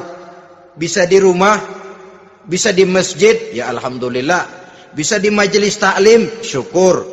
Bisa di medan perang membela agama, bagus. Pasti dia akan datang. Maut, mysterious problem. Sesuatu yang kita tidak tahu kapan datangnya. Rezeki, gitu juga. Sehingga orang sering bilang, rezeki katanya kayak bayangan. Kita ubur-ubur, dia lari. Kita diam, dia mah diam. Setengah mati kita ubur-ubur. Emang ukuran segitu? Segitu aja. Begitu kita nggak ngapa-ngapain, datang yang bawain rezeki. Namanya rezeki itu mysterious problem. Kadang-kadang ngobek, sungsang, sumbul, udah segala tanah orang kita ukur-ukurin. Udah segala ngomong sudah nggak ada yang loh, tuh sudah buta. Tapi memang bayangan, kalau belum rezeki ya belum. Kadang-kadang nyari kode sampai tidur di kuburan. Belepotan tanah kuburan loh. Yang aneh lagi kadang-kadang orang gila ditanyain. Allahu Akbar, ini kode-kode zaman sekarang ini. Sampai orang waras nanyain orang gila itu gimana itu. Ini sudah efek yang betul-betul negatif. Sudah jelas orang gila kok ditanya. Apa kira-kira yang nanya nggak lebih gila dari yang gila itu?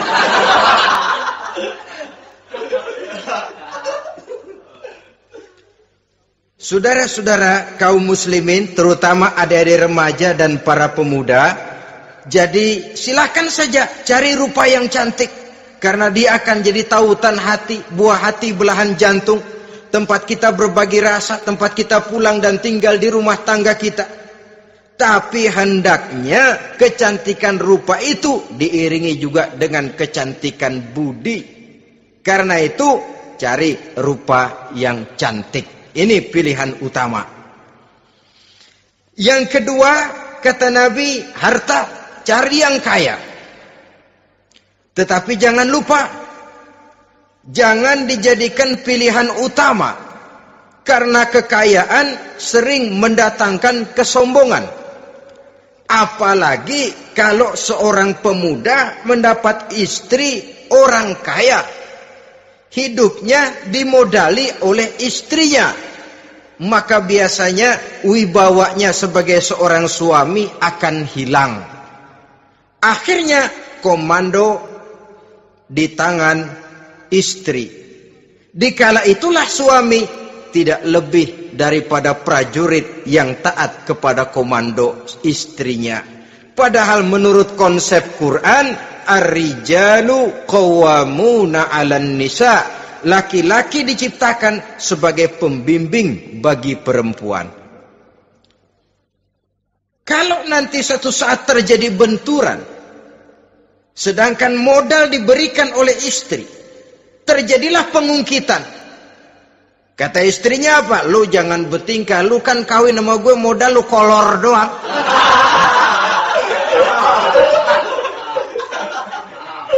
Kalau sekarang bertingkah silakan keluar rumah. Bawa seperti engkau datang dulu, jangan bawa apa-apa. Pergilah seperti engkau datang dulu kemari. Hilanglah wibawa seorang suami. Suami kalau udah digentak sama istri begitu, ngelempuruk kayak ayam sampar. Di mana lagi letak wibawanya? Harta sering mendatangkan kesombongan. Oleh karena itu, walaupun diperintahkan cari yang keturunan orang kaya, tapi maksudnya jangan dompleng. Sebab kepribadian seorang suami akan ditentukan oleh sifatnya sendiri. Keberadaannya ditentukan oleh karya dan perbuatannya sendiri. Itulah yang akan menampilkan kepribadian dia. dalam kehidupan di masyarakat ini. Saudara-saudara kaum muslimin, terutama adik-adik remaja dan para pemuda, kan kadang-kadang di zaman sekarang kan kelas-kelas gigolo, playboy ya, nyari tante-tante kesepian, mejeng-mejeng di pinggir-pinggir jalan dengan harapan apa? Ya barter lah, tukar tambah, supaya dapat rokok, dibelikan pakaian, motor dan sebagainya. Tapi yang jelas hilang harga diri sebagai laki-laki, dan itu yang paling mahal. Kalau seorang laki-laki sudah kehilangan harga diri, apalagi yang bisa dibanggakan dalam kehidupan ini? Apa artinya naik mobil kalau kepala tertunduk ke bawah? Apa artinya jalan di tengah masyarakat kalau kita tidak bisa menengadah dengan satu kebanggaan? Hilangnya harga diri merupakan kehancuran awal dari sebuah pribadi yang untuk jangka panjang kita tidak akan bisa lagi berbuat banyak. Tanpa harta orang memang sulit untuk bahagia, tapi harta semata-mata bukan merupakan jaminan bahwa orang lantas akan bahagia. Saya barangkali harus berkata, banyak orang miskin yang kaya, tapi tidak sedikit orang kaya yang miskin. Saya ulangi ini, banyak orang miskin yang kaya, tetapi tidak sedikit orang kaya yang miskin. Nah, bagaimana pengertiannya? Orang miskin yang kaya, materinya sederhana, peralatan rumah tangganya sederhana, tapi hatinya kaya. Oleh karena hatinya kaya, jiwanya lapang. Sebaliknya, orang kaya yang miskin, di tengah kelimpahan materi yang berlimpah, segalanya serba ada, hatinya yang miskin. Kelimpahan materi tidak akan sanggup mengobati kemiskinan hatinya. Sehingga di tengah kehidupan yang serba ada, dia masih merasa kurang, maka dia tidak pernah cukup. Di tengah kemilauan dan gemerlapan serta glamornya rumah mewah, dia merasa hidup di tengah gurun pasir yang gersang dan tandus. Karena itu, biarlah miskin harta tapi kaya budi, daripada kaya harta tapi miskin budi. Lebih utama lagi, kaya harta, kaya budi. Itu idealnya. Dasar pilihan ketiga, sesudah rupa dan harta, menurut Nabi, keluarga. Faktor keturunan sangat menentukan. Pepatah mengatakan, buah apel akan jatuh tidak terlalu jauh dari pohonnya. Biasanya kalau bapak kalong, anak kampret. Bapak nyolong, anak nyopet. Itu fotokopi. Saudara-saudara, sungguh pun demikian, faktor keluarga bukan merupakan yang paling dominan, karena segalanya memang bergantung kepada hidayah dari Allah Subhanahu wa ta'ala. Kalau hidayah datang, bisa saja anak maling bisa jadi kiai. Kalau hidayah datang, bisa saja anak nabi malah ikut bersama orang-orang kafir. Pada akhirnya orang mau besar atau tidak, bukan dengan jalan menyempeng kepada keturunan ke orang lain, tapi ditentukan oleh kepribadian dirinya sendiri. Tidak bisa kita menjadi besar dengan menyebut kebesaran orang lain. Itu sebabnya dicontohkan oleh Imam Ali pada saat beliau berkata, "Laisal fata may yaqulu kana abi, walakinnal fata may yaquluha anadha." Anak muda yang gentleman adalah anak muda yang berani berkata, "Inilah saya." Bukan anak muda yang membanggakan leluhurnya. Ini kan zaman sekarang ini lagi ngetop-ngetopnya lagu-lagu cengeng katanya toh. Sebenarnya menurut saya bukan cuma lagu cengeng yang jadi masalah. Lagu cengeng cuma satu efek dari sikap yang lebih utama dari itu, yaitu mental cengeng. Kalau mental sudah cengeng, apapun yang kita lakukan akan jadi cengeng. Tidak cuma lagu, kebudayaan yang lahir akan kebudayaan cengeng. Jadi pengusaha cengeng, jadi pejabat cengeng, jadi kiai cengeng. Kenapa? Mental cengeng. Di antara mental cengeng itu apa? Mengandalkan fasilitas atasan. Kalau tidak ada fasilitas dari atas, lantas tidak bisa berbuat apa-apa. Cengeng. Menjadi besar bukan karena karier pribadi, tapi karena nasib katrolan. Itu pun termasuk mental cengeng. Sedikit gagal, bagaimana sedikit jalan buntu, sedikit deadlock, lu ngapain lu melulu? Saudara hadirin yang saya hormati, jadi lebih penting dari sekedar lagu-lagu cengeng, saya malah lebih suka bicara mental cengeng ini. Mental yang cepat putus asa. Mental yang tidak mau mengeluarkan usaha maksimal. Mental yang hanya mengandalkan fasilitas. Sedangkan pribadinya tidak lebih daripada pribadi sumuhun dawuh, pribadi kulon nuwun, pribadi kumaha juragan wae, pribadi oke bos, pribadi asal bapak senang. Bukankah itu semua merupakan cermin dari mental-mental yang cengeng, yang untuk jangka panjang tidak akan pernah menguntungkan daripada pembangunan bangsa dan negara yang kita cintai ini. Seseorang mau besar atau tidak, bukan dengan jalan menyempeng kepada kebesaran orang lain. Bahkan Syauqi dalam sebait syairnya yang lebih tegas mengatakan, wa syarrun nasi zu khumulin iza fakhartahum zakarul jaduda wa syarrun nasi wa khairun nasi zu syarafin qadimin aqama li nafsihi syarafan jadida. Generasi yang paling jelek adalah generasi pemalas. Kalau kelihatan orang lain lebih hebat dari dia, disebut-sebutnya kebesaran nenek moyangnya. Dia sendiri nggak punya prestasi apa-apa.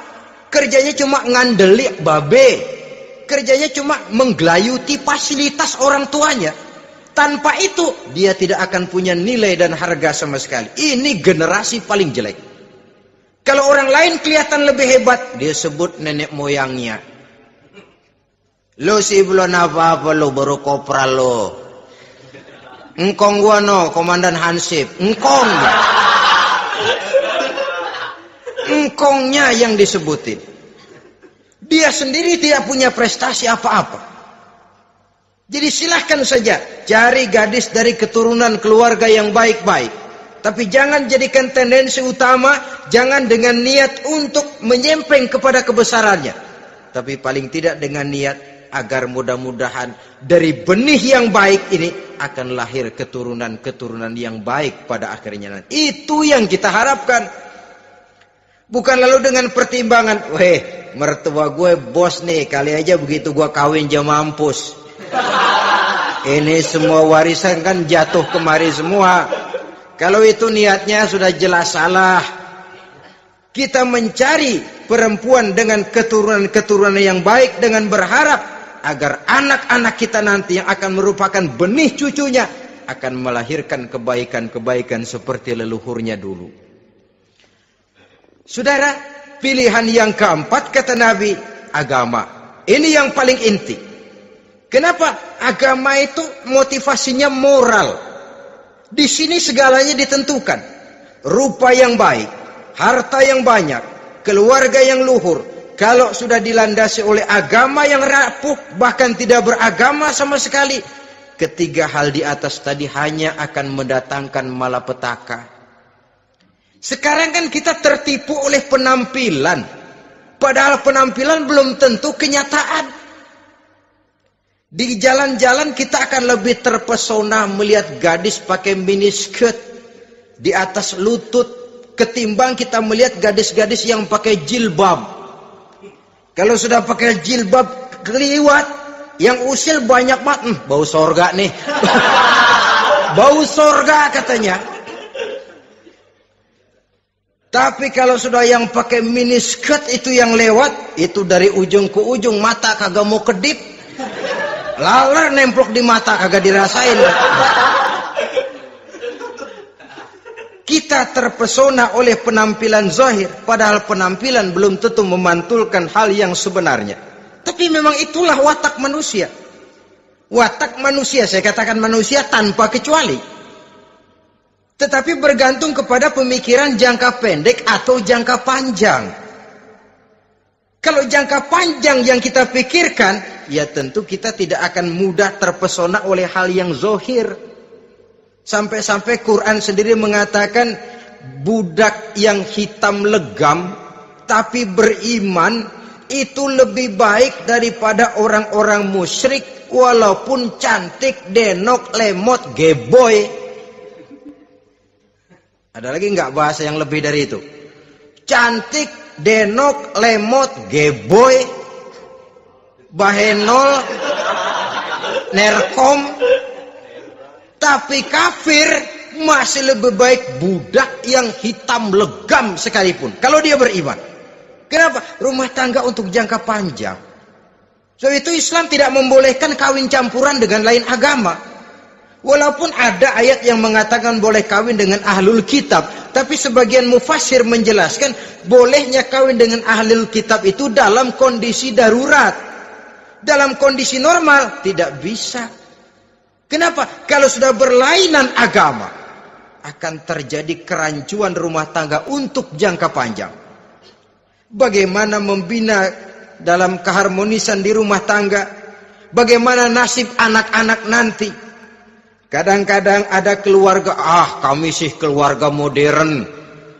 Anak-anak kami berikan kebebasan untuk milih agama apa saja. Bapaknya Islam, istrinya Kristen, anaknya ada yang Hindu, Buddha. Bagus nih, keluarga pecel namanya. Bagaimana keluarga modern bisa seperti itu? Padahal seorang suami bertanggung jawab di hadapan Allah. Dia akan ditanya tentang istrinya. Dia akan dimintakan pertanggungan jawab tentang anak-anaknya. Kalau istri kita berlainan agama, mungkin terjadi pengkaplingan. Pokoknya kalau anak perempuan ikut ibu, anak laki ikut bapak. Administrasi dunia bisa begitu, tapi akhirat pertanggungan jawab di hadapan Allah. Bisakah kita? Sorry aja Tuhan emang janjinya begini. Saudara hadirin yang saya hormati, oleh karena itu budak legam hitam kalau beriman masih lebih baik daripada orang-orang yang tidak beriman walaupun cantik dan mempesona. Kenapa? Ini faktor agama. Ya buat 1-2 bulan bisa terwujud rumah tangga yang tentram. 2-3 tahun mungkin masih bisa bertahan. Tapi sampai kapan? Sampai kapan itu akan terwujud? Pada akhirnya akan muncullah dilema yang akan sulit buat diatasi. Oleh karenanya motif agama dijadikan stres oleh Nabi. Fazfar bizatiddin taribat yadak. Pilih agama sebagai titik sentral, sebagai pilihan utama. Kalau agamanya kuat, walaupun rupanya sederhana, tapi karena nilai agamanya kuat, dia bisa menyenangkan hati suaminya. Dia bersolek untuk kepentingan suaminya. Dia taat kepada suaminya. Harta, dia anak orang kaya untuk membantu perjuangan suaminya. Tapi kalau tidak ada modal agama, rupa yang cantik bisa menyengsarakan suami. Apalagi kalau suami kere. Istrinya sudah cantik, kaya ataupun tidak kaya kadang-kadang. Udah, suaminya suruh ngempu di rumah bininya yang kerja. Ya kalau kerja mendingan kalau dikerjain itu.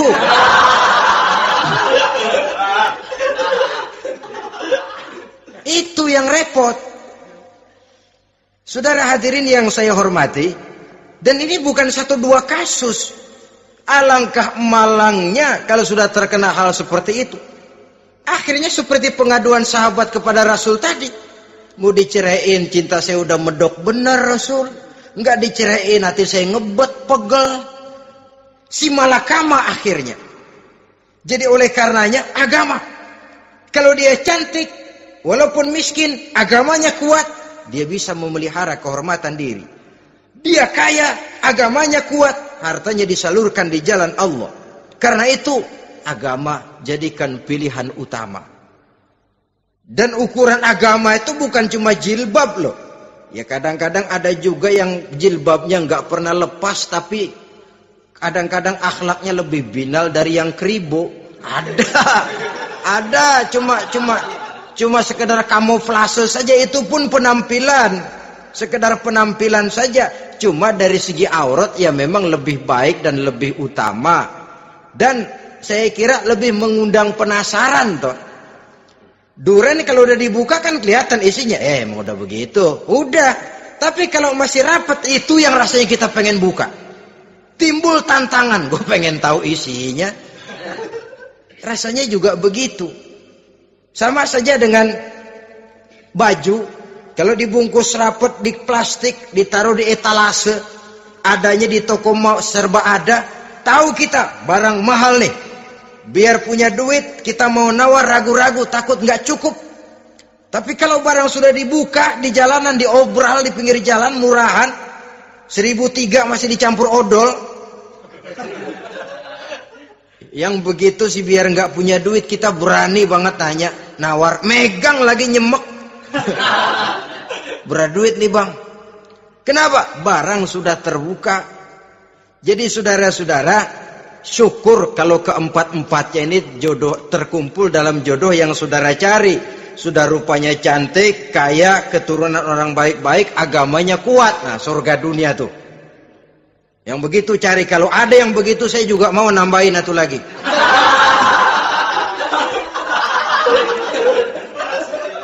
Tapi yang kumpul keempat-empatnya ini terus terang saja langka. Makhluk langka ini. Kadang-kadang cantik, kaya, keluarganya hebat, agamanya nol, akhlaknya kayak setan. Tapi yang paling celaka kalau empat-empatnya kagak ada. Rupanya jelek, melarat, bapaknya biang maling, kagak beragama lagi. Apanya yang mau dipilih? Mampus saja mendingan. Sudah nggak ada pilihan sama sekali tuh. Sudah nggak ada pilihan sama sekali. Saudara hadirin yang saya hormati, terutama adik-adik remaja. Nah, lalu apa motivasi agama dalam pembinaan ini apa? Agama ini kan memberikan contoh bahwa perempuan yang baik itu, yang kita ingin jadikan dia sebagai ideal dalam pencarian jodoh, tandanya 3. Iza ra'aitaha saratka, kata Nabi. Kalau dipandang, dia bisa menggembirakan kamu. Kan ini yang penting buat seorang suami. Kalau saudara nanti jadi suami, punya istri yang jadi partner setia mendampingi suaminya. Kalau dilihat, nggak membosenin. Kenapa? Dia berdandan untuk nyenangin hati suaminya. Nggak membosenin.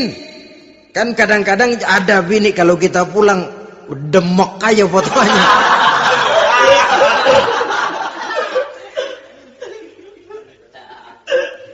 Ini yang bikin suami nggak betah di rumah ini kan yang begini.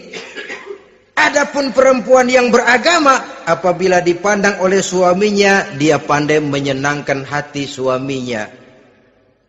Andai kata suaminya dalam kesulitan, dia tidak menambah beban kesulitan. Paling tidak dia bisa memberikan satu bantuan moral. Bantuan moral untuk mengurangi beban kesulitan daripada suaminya. Suami pulang dagang rugi, kata istrinya, romantika bang. Sekali-sekali lah, masa selamanya dagang mau untung. Besok siapa tahu untung lebih besar. Kan meringankan tuh. Kadang-kadang enggak, suami pulang dagang dari pasar panas, rugi, sampai rumah bini pidato, pletar-pletor. Lu dagang rugi, emang lu laki goblok.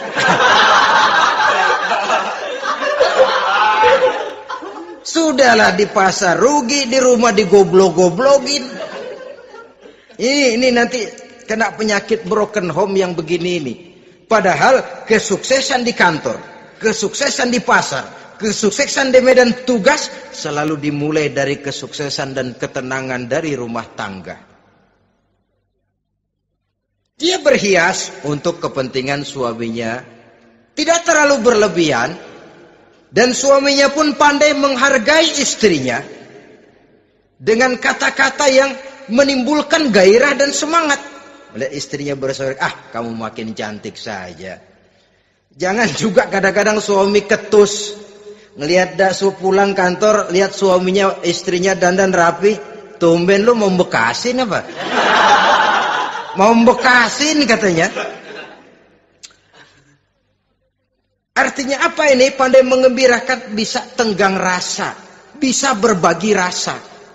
Sehingga suami merasa ada tempat dia bertukar pikiran, ada tempat dia membicarakan persoalan.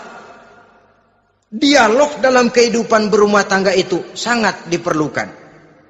Iza ra'aitaha sarratka, kalau dipandang dia sanggup mengembirakan kamu. Dikasih uang 500 senyum, 5.000 pun ketawa. Menggembirakan. Dia bisa taruh kata hatinya kesel, tapi mulutnya senyum. Nah ini yang sulit ini. Senyum tapi kesel, kesel tapi senyum. Kadang-kadang istri itu kan kalau sudah kesel, suami pulang nggak bisa dia menyembunyikan kekesalannya. Dari jauh suami sudah lihat ini yang nyambut, ini bemo ini. Udah monyong, serem.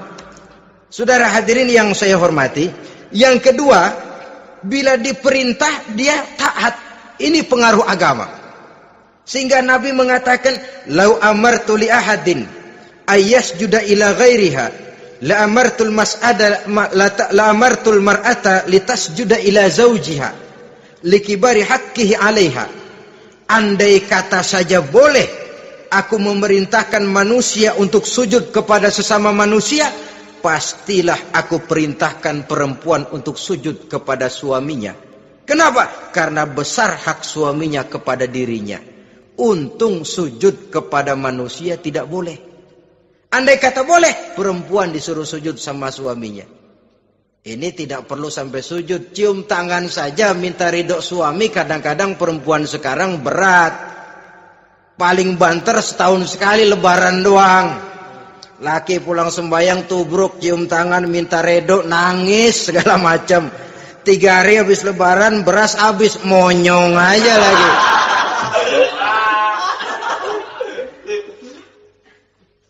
Saudara hadirin yang saya hormati, yang ketiga, akibat pengaruh agama, dia sanggup memelihara kehormatan diri dan sanggup menjaga harta suaminya. Memelihara kehormatan diri baik pada saat suaminya di rumah atau pada saat suaminya tidak ada di rumah. Satu riwayat, seorang sahabat akan pergi perang jihad di fi sabilillah. Ketika mau berangkat dia bilang kepada istrinya, "Saya mau berangkat perang. Kalau saya belum pulang kamu jangan keluar rumah." "Baik bang." Pergi istrinya, pergi suaminya jihad. 1 minggu, 2 minggu berlalu, belum juga pulang. 1 hari datang utusan dari rumah orang tua si istri ini. "Assalamualaikum bu." "Waalaikumsalam." "Ada apa?" "Ada berita kurang enak bu, orang tua ibu sakit parah, mohon tolong ditengokin." Apa kata si istri? "Maaf saja, suami saya belum pulang dari medan perang. Saya belum dapat izin keluar rumah kalau dia belum pulang. Tolong sampaikan maaf saya kepada orang tuanya." Pulanglah utusan tadi. Besok balik lagi. "Bu, ada apa?" "Udah Senin Kemis. Napasnya sudah sampai tenggorokan. Tolong tengokin buat terakhir kalinya bu. Suami saya belum pulang. Dia pesan kalau dia belum pulang saya jangan keluar rumah. Saya nggak bisa tengokin orang tua saya. Salam maaf saja." Pulang utusan itu. Besok balik lagi. "Bagaimana?" "Sudah meninggal bu. Mau dikubur, tengokinlah buat terakhir kalinya. Suami saya belum pulang. Saya belum berani keluar rumah kalau suami saya belum pulang. Itu janji saya sama suami saya." Pulanglah utusan ini ngadu kepada Rasulullah sallallahu alaihi wasallam. "Ya Rasul, ini perempuan kelewatan benar. Dari orang tuanya sakit sampai sekarat, sampai mati, sampai dikuburin dia nggak nengokin." "Memangnya kenapa?" "Suaminya katanya pergi jihad dan suaminya tidak mengizinkan dia keluar rumah. kalau si suami belum pulang. Apa jawab Rasul? Marahkah beliau? Tidak, beliau senyum. Apa katanya? Dosa orang tua yang meninggal ini telah diampuni oleh Allah karena dia punya anak perempuan yang begitu taat kepada suaminya. Allahu Akbar. Dosa orang tua yang sudah meninggal itu diampuni oleh Allah karena dia punya anak perempuan yang begitu taat kepada suaminya. Ketaatannya kepada suaminya menyebabkan dosa orang tuanya diampuni oleh Allah Subhanahu wa taala. Suami pergi jihad, orang tua sakit keras, tidak berani dia keluar rumah. Itu tandanya bisa menjaga kehormatan diri. Kalaupun satu saat suaminya manggil, Bu, tolong ambilin uang di dompet. Dompetnya dibawa, Bang, ambil saja sendirilah, nanti salah ambil lagi saya. Kadang-kadang enggak, suaminya pergi mandi, dompet berantakan. Saudara hadirin yang saya hormati, ini motivasi agama. Jadi kecantikan zahir yang diimbangi dengan kecantikan batin oleh karena pengaruh agama tadi. Kalau sudah kemari, orang tidak perlu mikir-mikir operasi plastik, bikin yang pesek jadi mancung supaya orang tertarik, bikin belakang yang kurus jadi menarik. Tidak. Orang tidak perlu lagi pakai susuk-susukan, dipasang di bibir supaya kalau senyum orang gempor, supaya kalau ngomong orang percaya, dipakai di kuping supaya macam-macam. Tidak perlu lagi pakai jampa-jampe, pelet-peletan supaya kalau diludahin orang ngikut. Nggak perlu lagi. Kenapa? Cinta itu nature, sesuatu yang alamiah, yang tidak bisa dipaksakan. Dia kudrati, karunia dari Allah. Tidak bisa cinta dipaksakan. Kalaupun bisa, dengan ilmu pelet, oh saudara bisa membuat orang jatuh cinta, ya 2-3 hari, 4-50 hari. Kesananya, apa yang akan terjadi? Kelanggengan tidak akan pernah terwujudkan. Kenapa? Keterpaksaan yang akan timbul.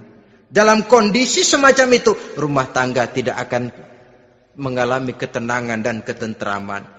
Jadi biarkan cinta berjalan secara alamiah, karena dia memang alamiah. Saudara-saudara, nah sekarang kalau sudah ketemu nih, yang 4 tadi, rupa cantik, keturunan boleh, kaya lumayan, agama kuat. Apa yang harus kita cari? Apa yang harus kita lakukan? Apa pakai pepatah anak sekarang? Aku lihat, aku pikat, aku dapat, aku sikat, aku minggat. Bangsat.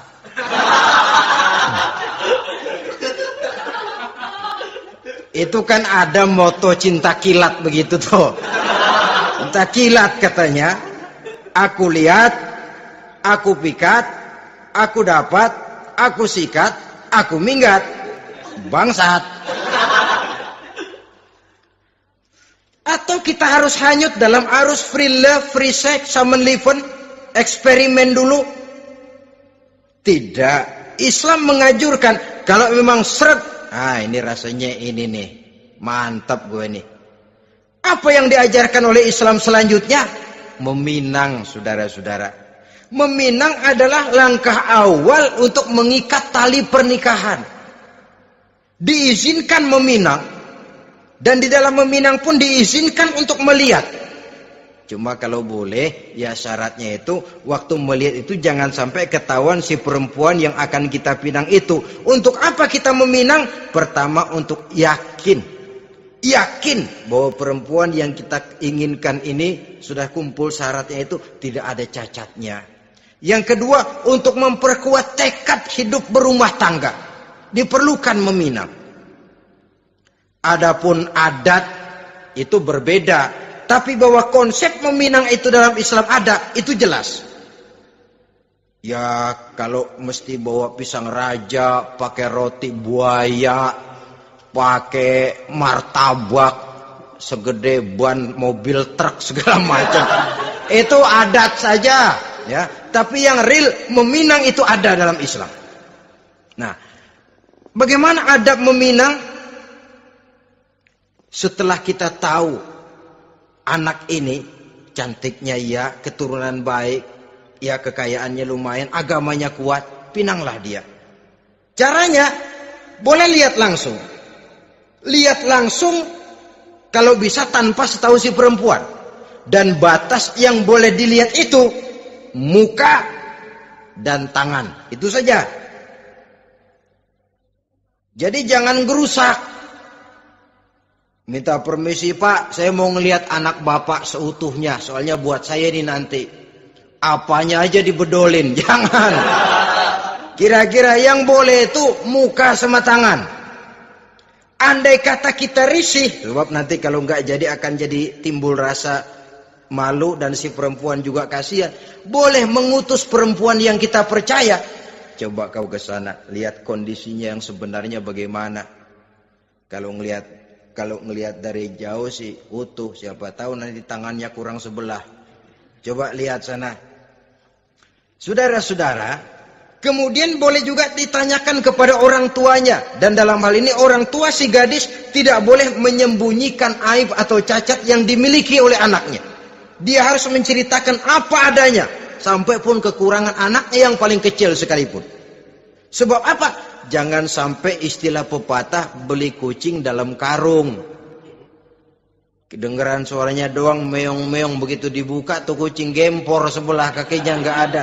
Kan tentu kita tidak kepengen kecewa di belakang hari. Itulah perlunya meminang sebagai jembatan untuk menuju kepada pernikahan. Nah, dengan demikian, kalau sudah usaha meminang ini dilaksanakan, jangan merasa sudah setengah resmi. Ini yang kadang-kadang jadi penyakit.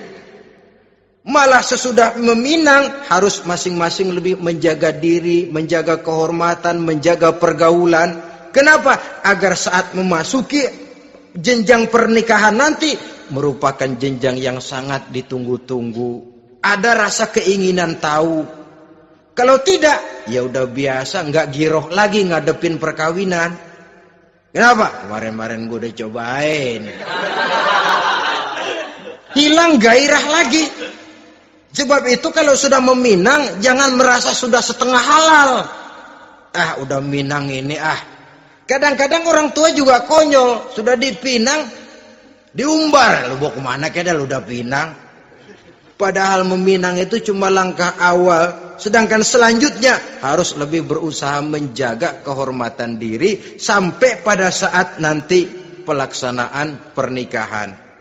Nah, saudara-saudara, terutama adik-adik remaja dan para pemuda, walaupun agak sekilas memang karena terbatasnya waktu pada pertemuan ini, mudah-mudahan bisa memberikan gambaran yang sepintas tentang bagaimana sebaiknya kita memilih jodoh di dalam membina rumah tangga yang bahagia. Semoga ada manfaatnya.